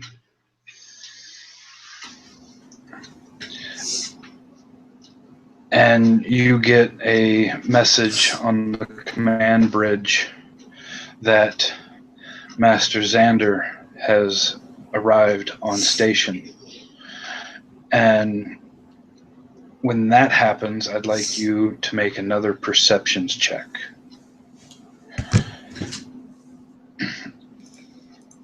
again at well, because you're a little more, not necessarily more perceptive, but you're concentrating more on what you can perceive than you were initially. I'm going to say it's an average check this time. Okay. Wow. Wow. Damn, son. 2 yellow, 2 green, 2 purple, and a boost, and I fail. I got 4 advantages, so. Yeah. All right. Well, With the your advantages, advantages. I was thinking, like, you were talking about there's some people that I'm picking up on that series of feelings from. Can I have pinpointed everyone in the command center that I'm picking up on that from, at least, even if I can't pinpoint what that feeling is that I'm. Yes, it is the two ranking officers. Well, not high ranking, but they're both officers. They're both lower ranking officers on the command crew, and Dorn. Dorn has now gone from his anxiousness of battle and the anger of you being there to just full-fledged anger.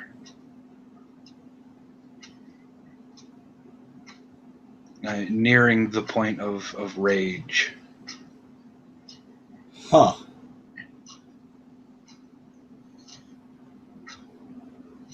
Well, this complicates things. Pesh, with this, will dedicate his force die to defense. And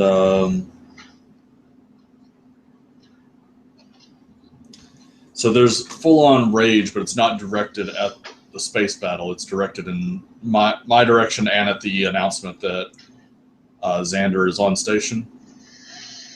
It's nearing the point of rage, and yes, it's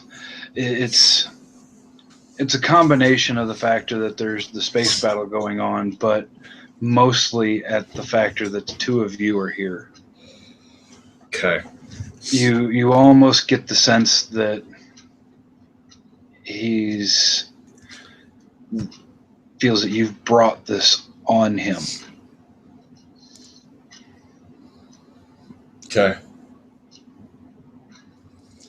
I mean, he's standing there tight-lipped. I mean, just lips pressed together when he's not commanding somebody to do something or whatnot. He's just tight-lipped, seething. I'm going to turn in my positioning to where I'm still in position to take out this one officer should the need arise, but I'm now going to be watching Dorn, and I'm basically just staring at him from I've got those goggles on and stuff, so it's one of those things. He may not know for sure that I'm staring at him, but basically I'm watching him and everything he does intently at this point. Okay. And you stand staring and watching him, and you can tell that he knows that you're watching him, but he's trying to play it off and trying to continue on with his command. And this goes on for a few minutes when Xander comes storming onto the command bridge. And quite livid himself, or at least looks that way with the way he's just barged onto the command center. So business as usual. Gotcha. The space battle outside isn't going horribly, but it's not going in your great favor at the moment. Two of the frigates, of the enemy frigates, have broken off from your two frigates, leaving their Star Destroyer and one frigate to battle with them, and are making a just beeline straight for the station. Okay. Have we identified which of the Star Destroyers is the Admiral's flagship? It's the one that is. It's one of the two that is battling with the Inquisitorial. Okay.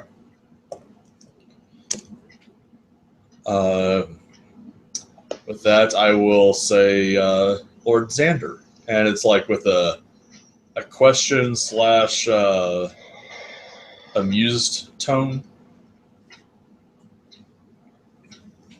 Yes, dude, and bro, like for me right now, I don't know how you're feeling, but I'm totally feeling Lords of the Sith right now. We're like Vader and the Emperor. We're like we don't trust each other, but like we're totally on each other's team right now because this shit's going down. So it's like we look at each other like It's one of those, we're time not to totally fuck on some each other's people team, up. but we don't know how many teams are in play at the moment either. Yeah, yeah. So, Okay, yeah. So I say, Lord Peshk,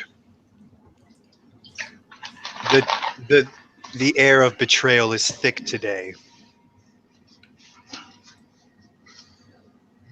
And you can tell I say that as much in regards to you as like everybody else who's fucking doing all these shenanigans. he just gives, this is probably not the first time you've made that accusation over the last 4 years, and he just gives that same sly grin he gave whenever he offered the Grand Inquisitor's lightsaber to you. And that's all the sign I need that like you ain't killing me yet. So, I'm not killing you right this minute, okay? Yeah. Come on now. okay, so I look over at whatever contingent of like dudes I have with me, and I motion them to go to whatever like command communication consoles there, and I'll look to Doran and I'll say that is that the guy's name? Dorn. Yes, Dorn. Yeah, and I'll say report, Commander. And I don't know if that's his rank, but I'm like kind of trying to demote him because like I'm pissed off. And he looks to you, tight-lipped, red-faced, and just seething at the point of rage. And he's, well, we're being attacked. I've ordered most of the forces from the ground into space. They're attempting to board the Star Destroyers, and I've ordered about 25% of those here, or those from the ground here. So I'll say very good, and I'll motion to my men to relay an order, and I'll say tell our fighters to protect those convoys as they make their way to the Star Destroyers. All right, and your ship pilot who drove you up here, he goes over to one of the comm channels and officers on the bridge, and he just sort of pushes his chair out of the way and grabs a hold of the console and starts doing his thing. And just moments later, he's orders issued, sir, or master. Yeah, and I look to Peshk. The more military minded, not Dorn, but like whoever would be the senior naval officer, I'll look to him and said, "What are the odds that you could get a boarding shuttle on?" And I'll indicate the Star Destroyer that we believe to be the Admiral's.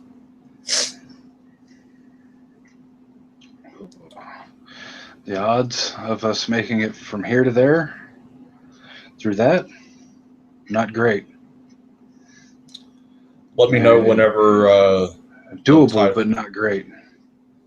Let me know when the tides of battle change to the point where you think that it is likely to be doable. Yes, sir. And sensing what you're planning there, Pesh, because I'm ready to put a lightsaber in somebody too. I say it's unlikely the coward Bakara will come to us. We may have to do as you plan, my friend. And I say that in a mocking way, like, but we mock the Jedi by calling each other that. Not like we're not. It's not like we're not friends, but we're dark side friends. You know what I'm saying? Peshk nods and basically waits to see what happens. Because I mean, when you're a lightsaber wielding assassin, there's only so much you can do when there's a space battle going on. It's kind of wait and see. I mean, and to try to determine if there's traitors amongst your bridge crew. I mean, that's really all you can do. The station begins to rock and vibrate as if multiple collisions have just happened. Collisions? Yes.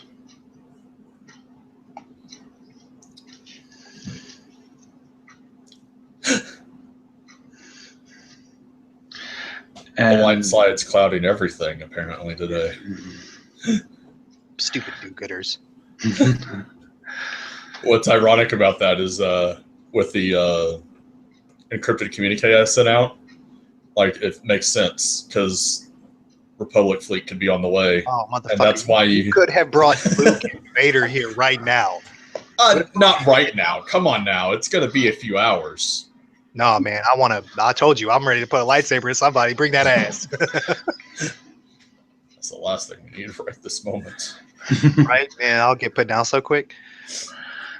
But yeah, the station begins to rock and shudder, vibrate as if it's just been struck multiple times. But there hasn't been any ships that have fired at the station.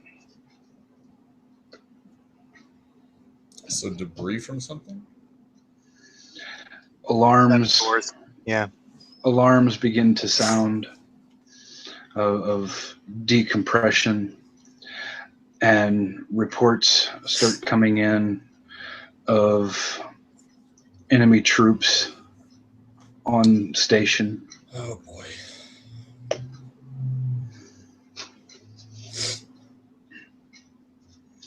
Dorn looks to the two of you. Well, you've brought this on us. Now orders. Come with us. It will be like old times. And I pull out my lightsaber, and I also commit my sense to defense.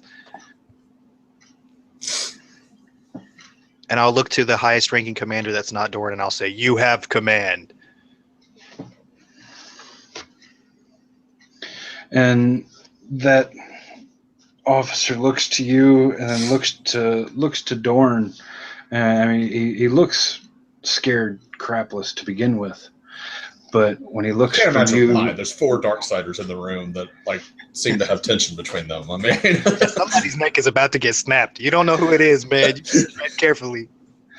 But when he looks to Dorn, it's almost like he's looking for Dorn to confirm that. He doesn't right away take your word for it, and Dorn just sort of gives him a nod and begins to follow alongside of you out of the command center. Boz looks to Peshk and he's, should I stay here or go with you?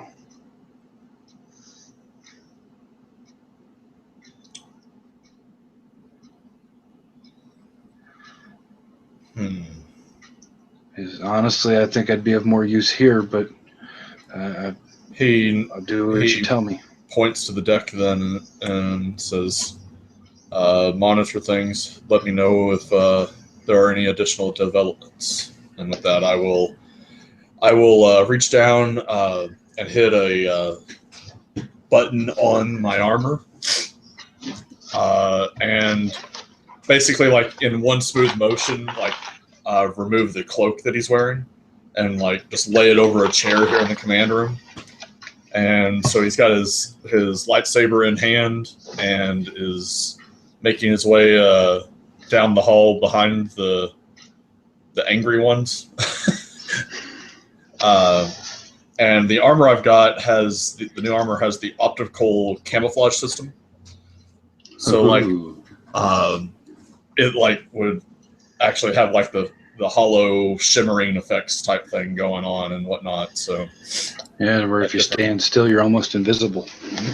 yeah, well, it's not even so much that. It's not the holographic Healy suit that's not an armor. This basically it gives you +1 stealth. All your stealth checks have 2 upgrades to the check, and you get the Master of Shadows talent. Badass. So, I mean, Sweet. but descriptively, it's not jet black. It's like got like the camo plating, probably something like adaptive camouflage plating, where it like changes whether you need urban or environmental or whatever the case may be. I would think something like that. So, All right. but yeah, the Bothan continues after them with the Predator suit going. The three of you storm down the hallways towards the closest report. Dorn just slightly in the lead because he knows the station, followed by Xander and then Peshk. And Dorn, as you storm through the hallways, anybody he comes across, he just sort of force shoves out of the way up against the wall. A couple of them, when they slam against the wall, they slam against the wall hard enough that they just sort of slump down along it as if he's knocked them unconscious type of thing. And these are our people? Yes. I smirk and I kind of laugh and I say, I don't laugh out loud, but like I'm kind of chuckling to myself, like in my belly, and I say, it seems you have taken out your anger on your underlings, and then I do kind of let out an audible, almost like a hut kind of laugh. Hester doesn't say anything as he brings up the rear. And Dorn just sort of ignores the statement and keeps storming through and shoving people out of the way here and there.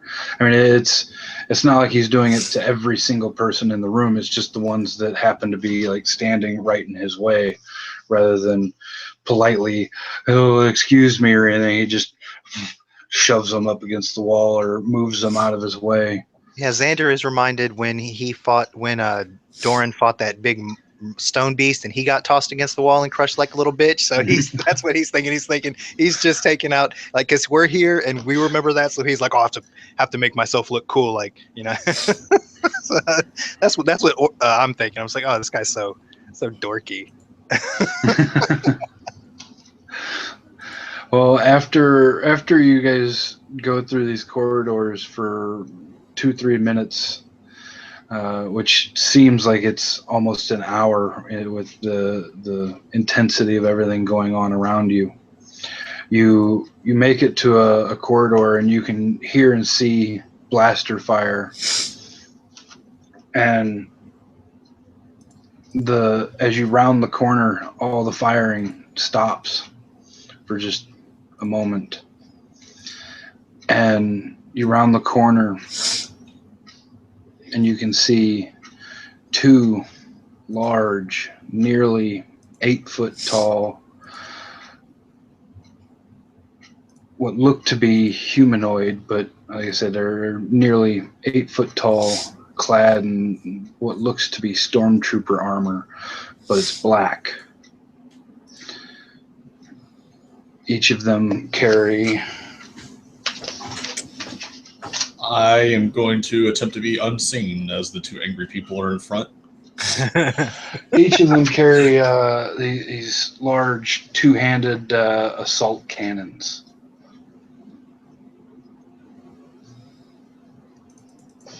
No, thank you. Can I just flip my dark side and be like, oh, those are broken. They don't work anymore. You could attempt to I'm just kidding, influence. brother. That was a joke. I just don't want to die because guns kill me.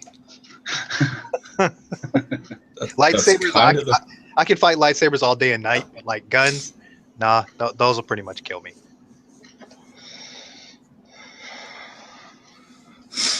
Yep.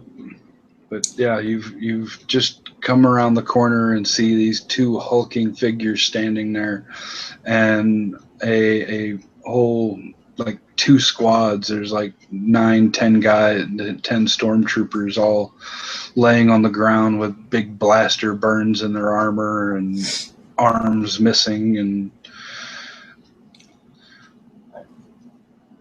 All right. roll for initiative. I roll stealth. And for stealth. What difficulty? Let's see. Difficulty for the stealth. Flashing lights, all this stuff going on around you. Average difficulty. Difficulty 2? Okay. I will suffer 1 strain to make it difficulty 1 with the Master of Shadows talent. Okay. Because I do not want to get noticed right now. Really? I'm really jealous. Wow. Hey, you did. That's good, man. I succeeded, but man, 4 yellow, a purple, and a bonus advantage, and all I get is 2 successes and an advantage. Hey, man. Hey, don't Oh, well. don't get mad about succeeding, homie. You're gonna go back to rolling like I'm rolling still, man. Don't- Fair enough.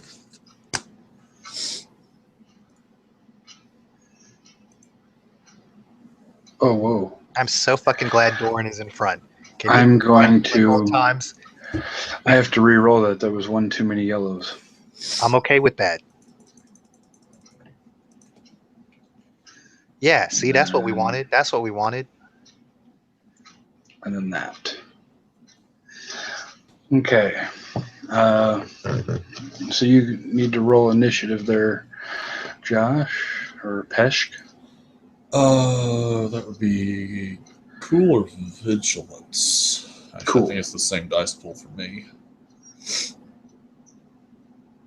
Yeah, it's the same dice pool, so it doesn't really.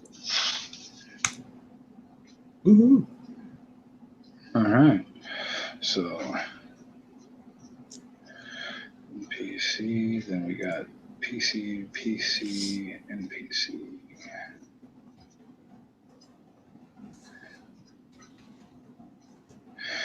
And then another PC because of Dawn.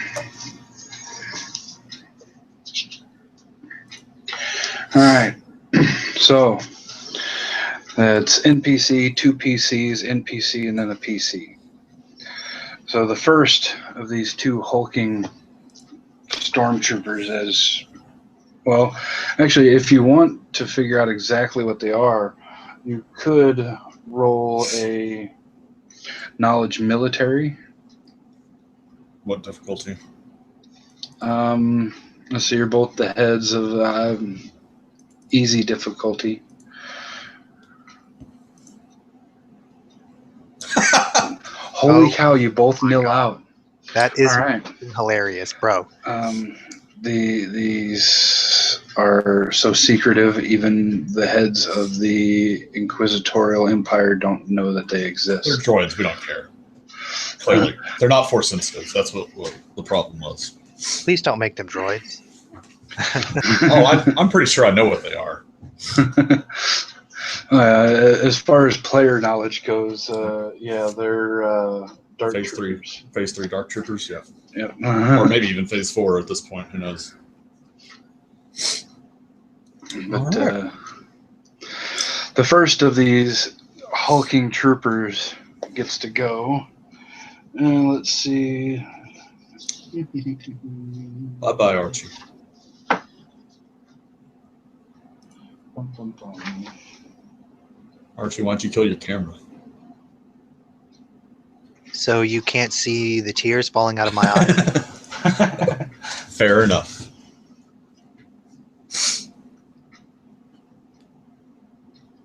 All right, so that is. Bum, bum, bum.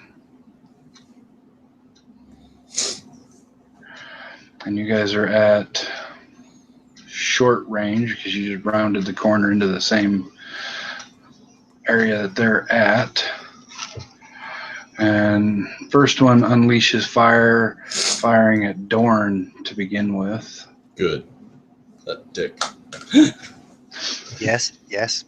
I mean, he's not wrong. We did kind of bring this on, but It wasn't like we did it on purpose, motherfucker. You just got unlucky, bitch.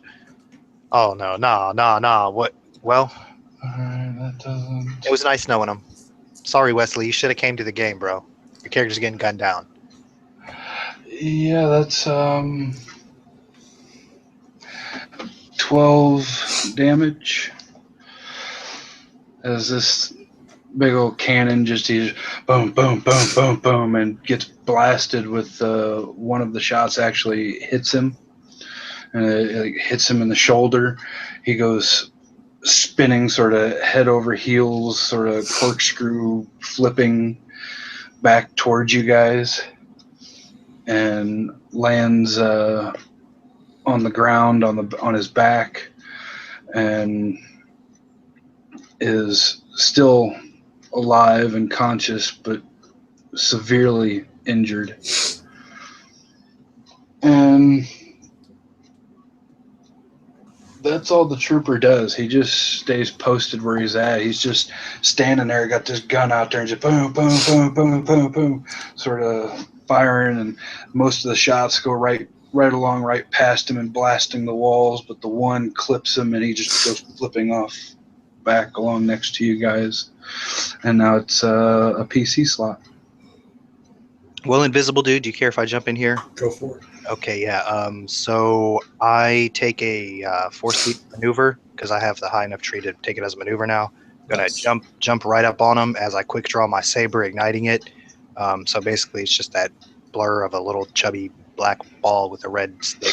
Zoom, as I leap through the air, and I land right behind them and attack them, or one of them. The one that hasn't attacked, the one that didn't shoot Doran. I attack him. Okay. One purple, one red. Any melee defense? I don't believe so. Oh, yes, they do. One. Sorry, one black also. Okay, I can remove that due to my custom grip. So that is fabulous. What does accurate do? That just gives me a boost, A right? boost die, yeah. Boost dice, yes. I have that as well. Okay, here we go, baby. Let's have this guy not shoot me. Nice. Okay, so I can crit 4 times with that. Oh, shit. So that's a crit plus 30. And my base damage is 12. 12 plus 1, so that's 13 damage. And I have vicious 2. Oh, so This crit plus becomes, 50. Crit plus 50. And I'm going to roll my crit. Roll a 91 plus, man. 91 plus. There you go. 97. Nice. 97. That's 147. That's dead. 147. The end is nigh. The target will die after the last initiative slot during the next round. Oh, Well, he gets 1 shot. he's on a Okay. clock. Well, he didn't go yet, so he'll get this round and then next round, so he'll have 2 shots. But Well, like, you cut straight like into his power cord. You can like see it like start sparking. Yeah, pretty much. I mean, you slice into it, and rather than the typical that you would get on an organic being, that you slice into it and it just sparks and smokes and sizzles and continues to spark afterward. And this thing sort of staggers for a moment and I as call out. Go ahead. as it begins to attempt to turn in your direction, and that'll happen on its turn. Yeah, and I'm gonna, just as an incidental, I'm gonna call out to Doran, and I'm gonna say, "You weakling, rise and battle." Pretty much exactly what I told him when I chopped the second stone creature down. What's next? Is it the Dark Trooper or is it us? Next is another PC. I'll go ahead then. I'm going to let's see here. I'm going to maneuver to engage with the one that Xander just shot or just sliced, Okay. and then I will attack it. All right. So again, that's 1 red, 1 purple, and 1 black. And I have custom group as well. So it's 1 boost die.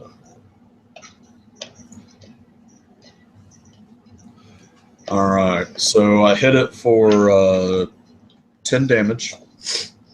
I will use 3 advantages to trigger concussive, which will take away its action for the next 2 turns.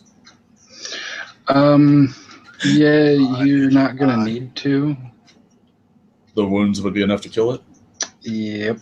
Oh, well, in that case, the advantage is I will spend 2 to give myself a free maneuver to aim at the remaining Dark Trooper. And then the other 2, I will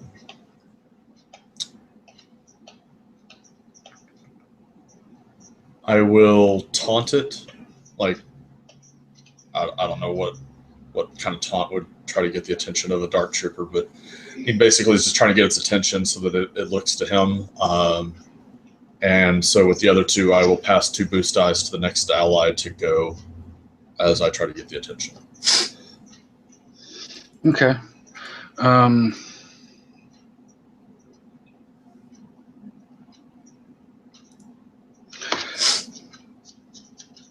So do you want to describe real quickly how you cut this thing down before I move on to Dorn's turn?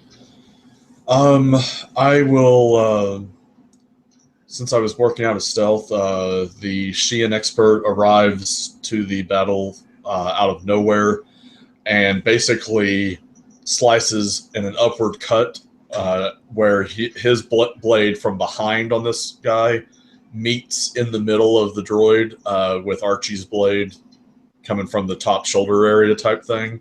So there's the spark of the sparks the droid's emitting, then the sounds of sabers clashing as we both withdraw our blades, and the thing just like kind of falls into pieces beside us. Sweet. All right. Actually, since I'm trying to get the other droid's attention, like the top piece, basically I'll just like grab the shoulder pad and kind of fling it in its direction. I don't have enough strength to do any damage with it, but using that as like, that's how I'm trying to get its attention. Yeah, that's sweet. The top half sort of falls in the direction of the other droid and like slams up against it, causing it to sort of sidestep a step. And I'm going to say that even winds up giving Dorn a boost as it's sort of being hit and drawing its attention towards you guys. Dorn manages to get back to his feet and pulls a Vader and launches his lightsaber at this thing.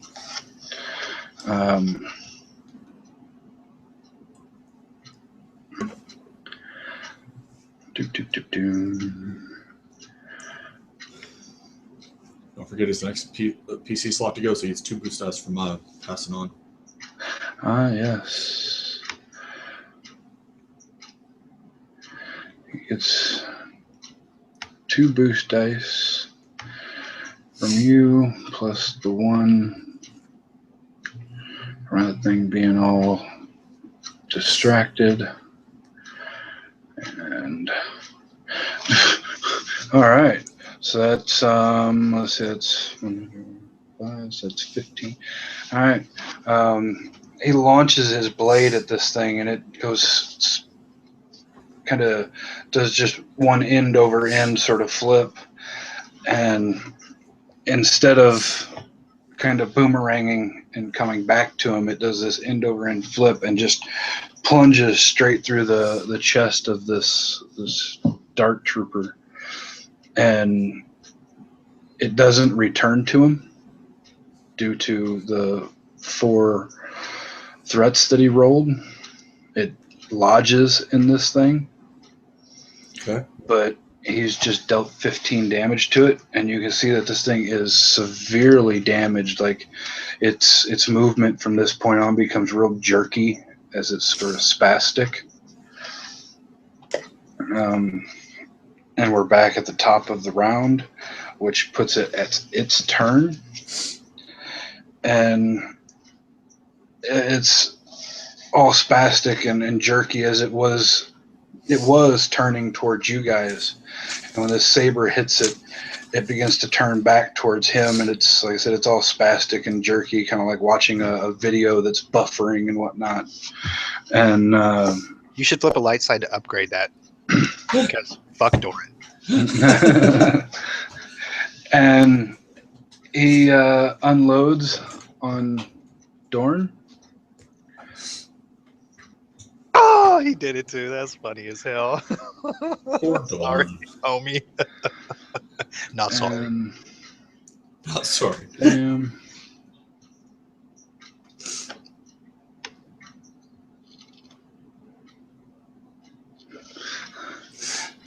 Dealing 11 damage to Dorn again. And That's going to add up pretty quick. Yeah, I don't think well, maybe I could, but that's because I'm BV as fuck. Oh no, man, that's a lot. Yeah, that. Without reflect or something? Nah, man. I only have 3 soaks, so I would have taken like 12 and 8 from those. I'd be down. Dorn is down. As he all clunky and turning towards him, he pulls the trigger on this thing before he actually gets fully turned towards him, and it's just boom, boom, boom, boom, boom, boom, as it puts these scorched black marks along the wall along next to where Dorn is sort of in a kneeling position. And if Dorn had made it completely standing, it probably would have just hit him in the chest, but it catches Dorn directly in the face, just and just vaporizes Dorn's entire head as his body slumps to the ground with this smoking, smoldering stump of a neck. Okay, and then it's our turn, right? And then it's you guys' turn. Okay, so this is a rare side of Xander. Like, I do have the compassion morality, and this guy was sort of my friend. Like, he wasn't as much of my friend as Peshk is, which, you know, is like as much of a friend as I could even have, which is, you know, still kind of not much of a friend. But like, this guy, I kind of like this guy a little bit. That kind of like got me a little upset, man. I'm like, I'm feeling bad for my old homie. And yeah, we're gonna attack this fucking thing. I'm tempted to grab his lightsaber, but I learned my lesson about using other people's blades. All right, so is a purple and a red and a black. purple, red, and 1 black. Okay. I get to remove the black for my grip. I'll get to add a blue for my accurate, and here we go. Oh, please. Oh, nice. My droid. Can I just chop ahead? Is that straight? Yeah. Yeah. I just, 2 successes, 5 advantages, and a triumph. and I have a crit yeah. of 1, so yeah. I mean, Considering just the 2 successes was probably enough to take it down, since Oh, yeah. had a lightsaber thrown into it. Yeah, the 2 successes was more than enough to take it down. So, I mean, you've got all those advantages plus the triumph that you can use. Yep. Yeah. So I just I let out a small trumpet sound, you know, the murr that I do sometimes, and I just backhand slash him, and I was trying to chop his head off, but I'm short, so I get a little bit of shoulder too. Are you using the triumph for anything? No. Can I propose a triumph use? Sure, brother. Despite the obliteration that he gives the droid, the comm unit in the droid manages to survive. Okay. So with that, since it's my turn now, Peshk will maneuver over and retrieve the fallen lightsaber and clip it to his belt, and then start like reaching into the chest and head cavities trying to find comm units. Since part of his skill set is a slicer, he's wanting to try to hack into their system to receive or to know what their commands are, so that he can figure out where they may be going or use that information in some way. So, And while he makes himself vulnerable by doing that, I will cover his back. All right.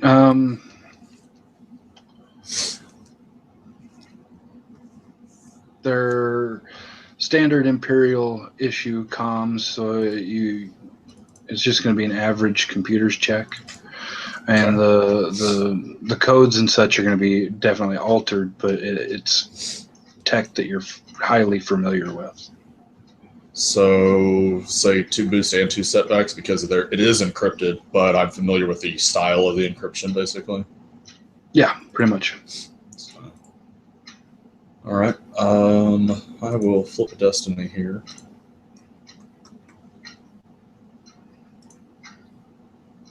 Barely, but I get in. Worth. So yeah, he'll start slicing in, and once he's got into the network, he will put that comm unit basically like in one of his utility belt pouches, and use his integrated slicer gear to maintain communications with it. And then he'll say, Lord Xander, I can now monitor their communications. Excellent. Let us find their control center and have some fun. But first, and I walk over to Doran, just to double check, make sure. I mean, I know I saw his head get fucking disintegrated, but you got to check on him. I'll go over there and check on him, see his disintegrated head, and then shrug and then move along. Okay. Yeah, and while Give him a little kick with my foot, just double check, While Peshk is getting in and getting into their system, you know that there were a total of 8 of these Dark Troopers on station, but they're down to only 2 left. Nice. You get a comms message from Boz on the command center. Mm-hmm. And he confirms exactly what you just found out through their communique, that there were, he comes on, he says, Master Peshk, there seems to be Dark Troopers on station. There were 8 of them that made penetration in 4 different locations. It seems that our troopers, while having taken heavy losses, have managed to down 4 of them. So that leaves 4 left. We have dispatched 2 of them. Okay, that leaves 2 left then, and I've already dispatched 4 squads to converge on the other set. There should be another 4 squads heading in your direction that will be arriving any moment. And the command center commander here tells me that if we were ever to have a chance at boarding Rikara's command Star Destroyer, that now would be our best options to make that attempt. Very well. The squadrons that you have dispatched to our location, redirect them to the landing bay then. Yes, Master. And then and I'll also say, and tell Lord Xander's pilots that are on the command deck to make their way to the landing bay as well. Yes, Master. I will do that. And then I'll look to Xander. Seems it's time to go meet the Admiral. You sense the smile. You can't see it. I have a mask. Right. Yeah, you sense it, and you hear that low, and I give you a nod.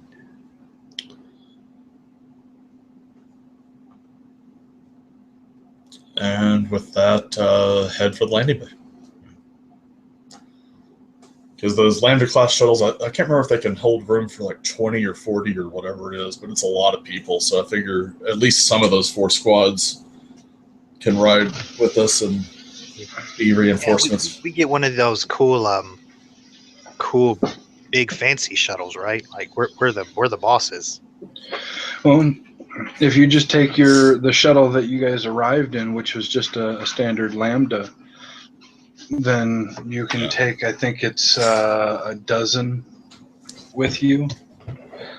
But if you want to take a boarding vessel, which is kind of like what you see in Force Awakens, when they land on the planet at the beginning, and Kylo's shuttle. Kylo, well, not Kylo's shuttle, but the ones that like Phasma and them all disembark from. Gotcha. The troop transports. Gotcha. No, I was hoping to have a Kylo shuttle, to be honest. That's what I wanted.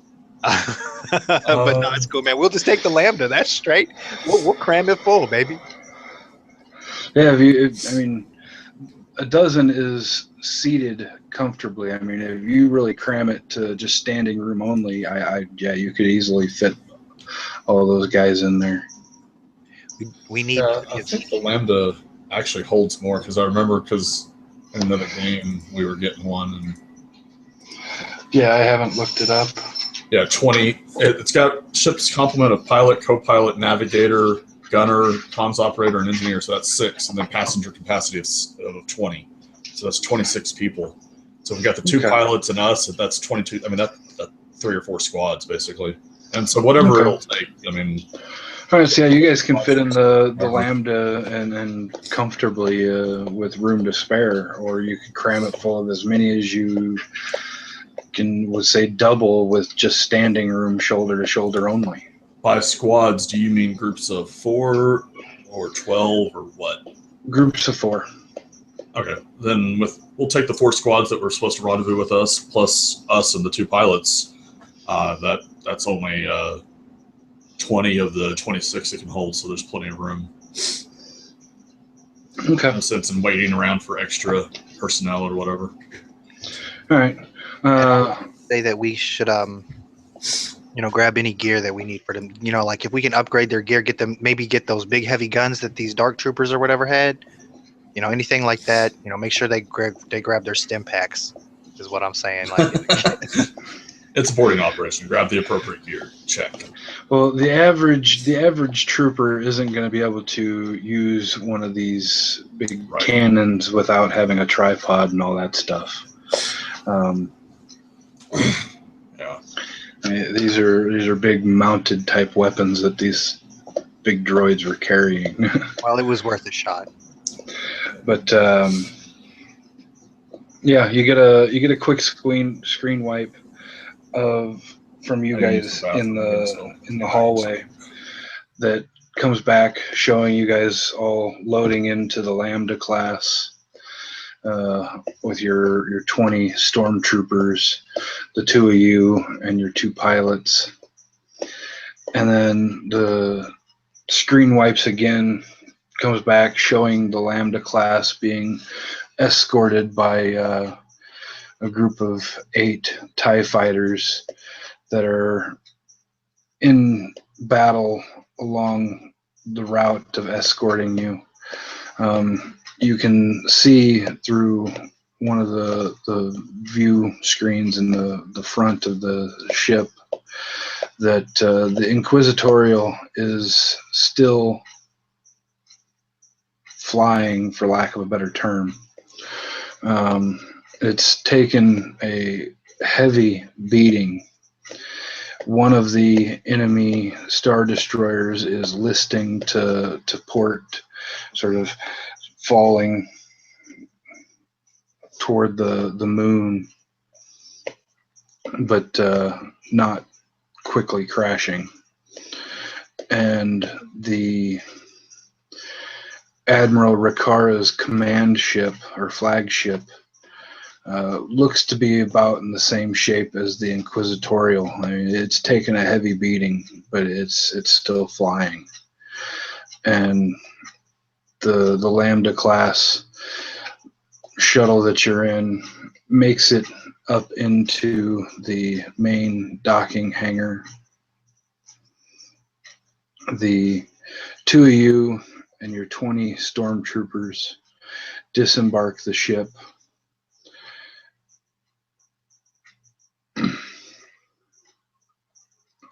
And you begin making your way for the command center of the ship where you know Rikara would be. Stormtroopers are I mean, they've kind of taken up, I mean, the hallways and such aren't quite wide enough for them to circle completely around you. But as you make your way through the hangar, they kind of circle around you to begin with while you're in the hangar. And when you get into the hallways, they're definitely clogging the hallways before you and behind you as you move along. They're dropping the enemy stormtroopers left and right. Your troopers are taking losses, but not nearly as heavily as theirs. And it takes you a few minutes, a good 30 minutes probably, to actually make it to the command center, walking and having to take the long route because none of the turbo lifts or anything are responding to your commands or calls or anything. So you're having to go up different stairwells and different ladders and this and that to get where you're needing to go. And by time you actually make it to the command center, you've only got about 6 stormtroopers left, but you've probably dropped nearly 200 of the enemy stormtroopers between the firepower of your stormtroopers and the two of you using the force against the enemies. And with Josh on a bathroom break, that's where we're going to pause for a moment. We're going to take a quick 3 minute break so I can get something to drink. And so Archie can get something to drink or use the restroom, and then we'll be back. See you in a few minutes, everyone.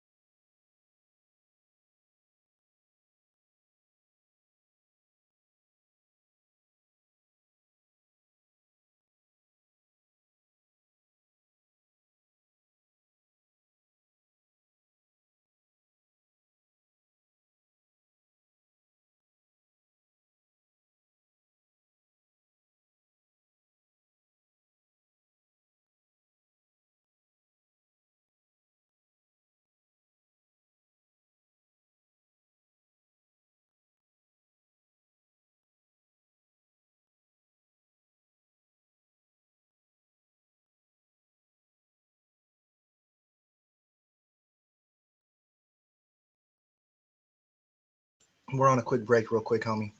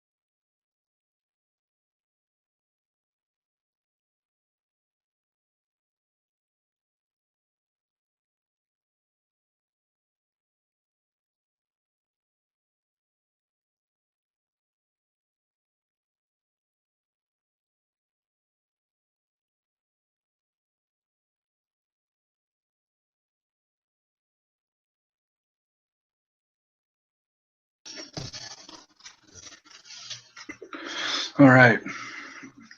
Josh, to catch you up after, since what's going on after you got up,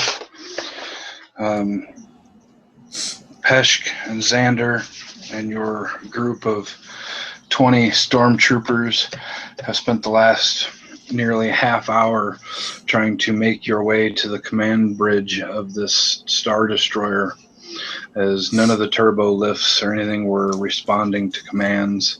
So you had to take all the long way around. You dropped close to 200 total stormtroopers on your way to the command center. You're down to about 6 stormtroopers of your own. Or you're not about, but you are down to 6 stormtroopers of your own. And we left off to take a quick break as you guys were just about ready to storm the command center.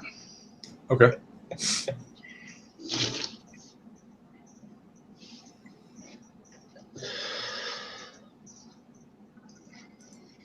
And now we're just waiting for Archie to come back. I'm here, and I've finally passed a 4C check. I don't I didn't believe even, it. I didn't even notice. Okay, so what are you trying to foresee? The battle. In hopes of maybe finding a way to get an advantageous position or something of the sort. Or Okay. position my dudes advantageously or something like along those lines. All right. Well, you foresee a bridge full of stormtroopers firing upon each other. The two of you standing on the bridge, fighting alongside of your stormtroopers against other stormtroopers, and a fuzzy image of Admiral Rakara standing on the opposite end of the bridge. But oddly enough, he's the only one in the vision that is fuzzy. Oh, fishy as hell. Motherfucker. Okay, yeah, that's straight. So basically with that insight, I'm going to advise my homie Pesh, because I know he just pops up. I mean, he be, I don't know where that dude be going. He just be disappearing. I'm gonna say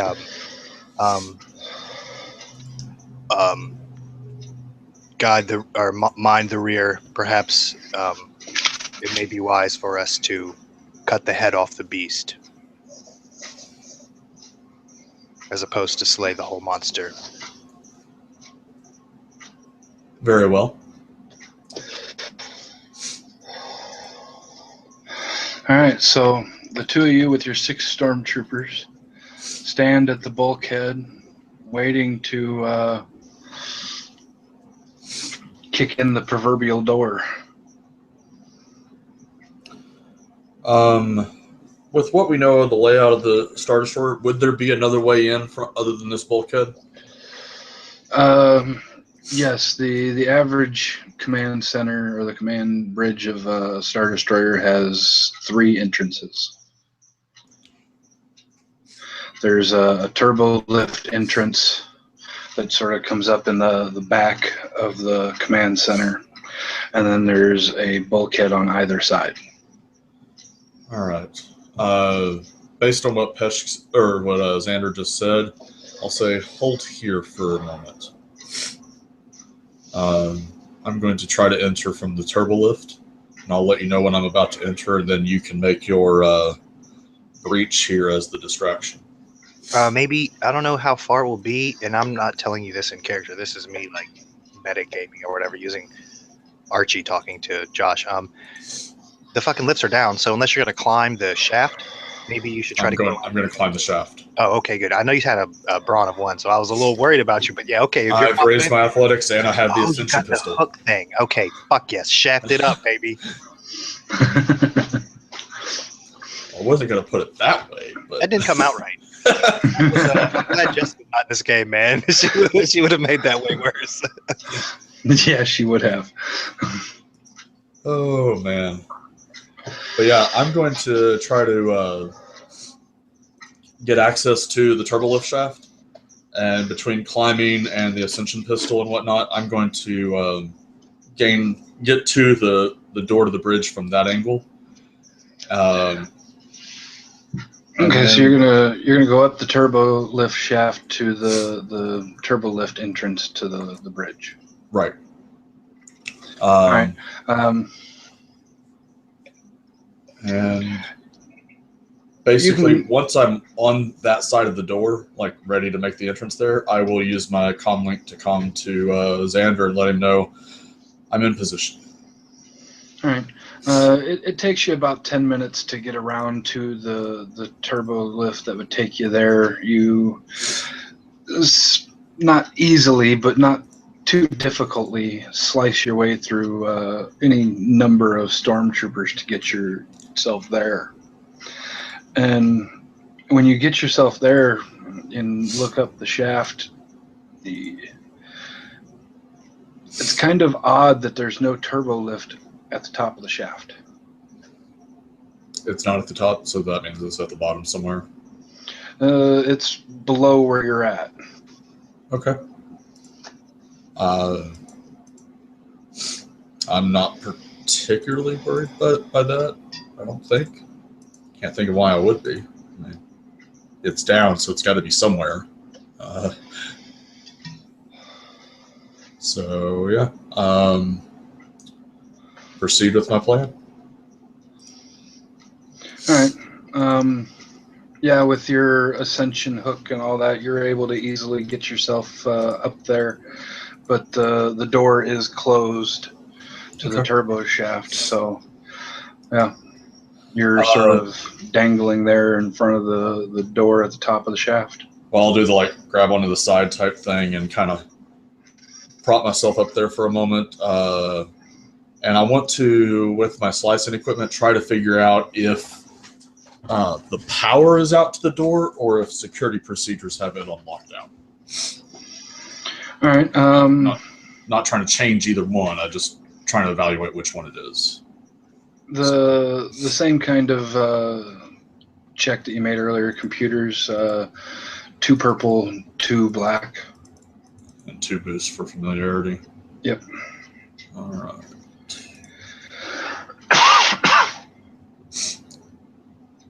All right, so I can't tell which one it is, or if there's some third option, and that may be it may be a third option, and that's why I was looking for A or B, and it's C, and I don't even know to look for C, basically. Yeah, you're unsure as to whether it's A, B, or if there's a third option there, but you're unable to detect exactly why the turbo lifts aren't coming to your call. In that case, I will give the signal to Xander, like we said, let him know I'm in position, and I will keep the comm link open so that I can hear whenever his distraction is enough that I think it'll matter. Okay. And then wait for him to do his part. All right, so you've calmed Xander. Xander, what are you and your stormtroopers doing? I say open the door. All right.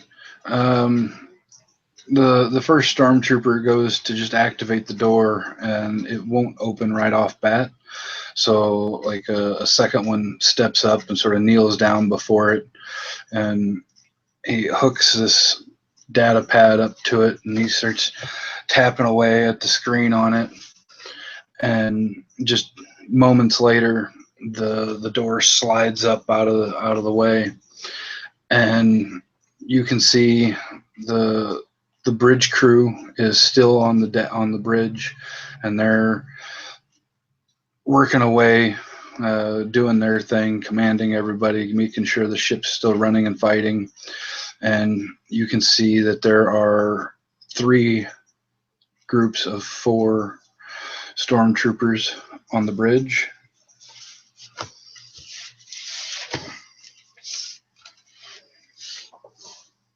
Okay, I'm gonna say take cover and secure this room. And I'm behind them, so I'm gonna wait for them to go in and draw fire, and then I'm gonna stroll up in. Okay, so your troopers step in, and a firefight ensues. They're shooting at each other from behind cover and over cover and all this. And at first, as soon as the door opens and your guys go in, 2 of them drop right off the bat. But you still got 4 of them. They make it to cover, and they drop a couple of the other stormtroopers and such. And you wade into the room. The command staff begins to get frantic. A few of them get up and try to run for the other bulkhead door. As soon as I hear the sounds of the combat commencing, basically, where I know the firefight is in full force, I ignite my lightsaber and I make an entrance. All right. Yeah, it takes you just a moment to cut your way through the door, and after you finally get your way cut in, you can see that your stormtroopers are down to 4. Xander's cut down a couple of stormtroopers. Your stormtroopers have shot a few of the other stormtroopers. There's a couple of bridge crew that are dead on the floor, having been shot or sliced up. But there's one person missing from the bridge.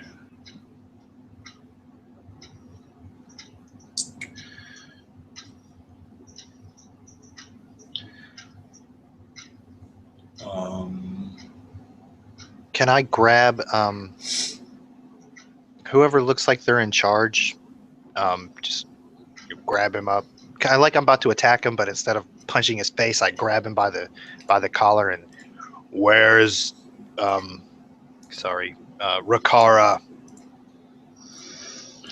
And when you do that, he sort of reaches over to the console next to him.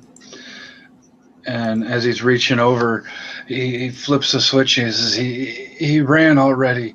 And you see a blue hollow recording pop up over the central command station. And it's Admiral Rakara. And it begins its recorded message. You truly are dim to believe I would stand here and wait for you to arrive. I've already left as soon as you boarded my ship. You've won today, but you will not defeat me this easily.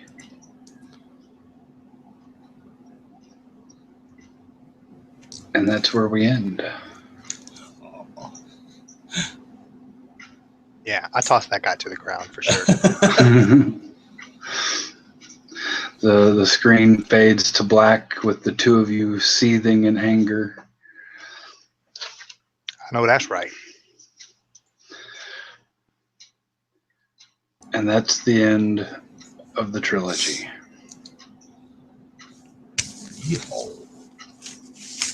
All right. It was a fun one. Possibly to be continued with a few one-offs in the future.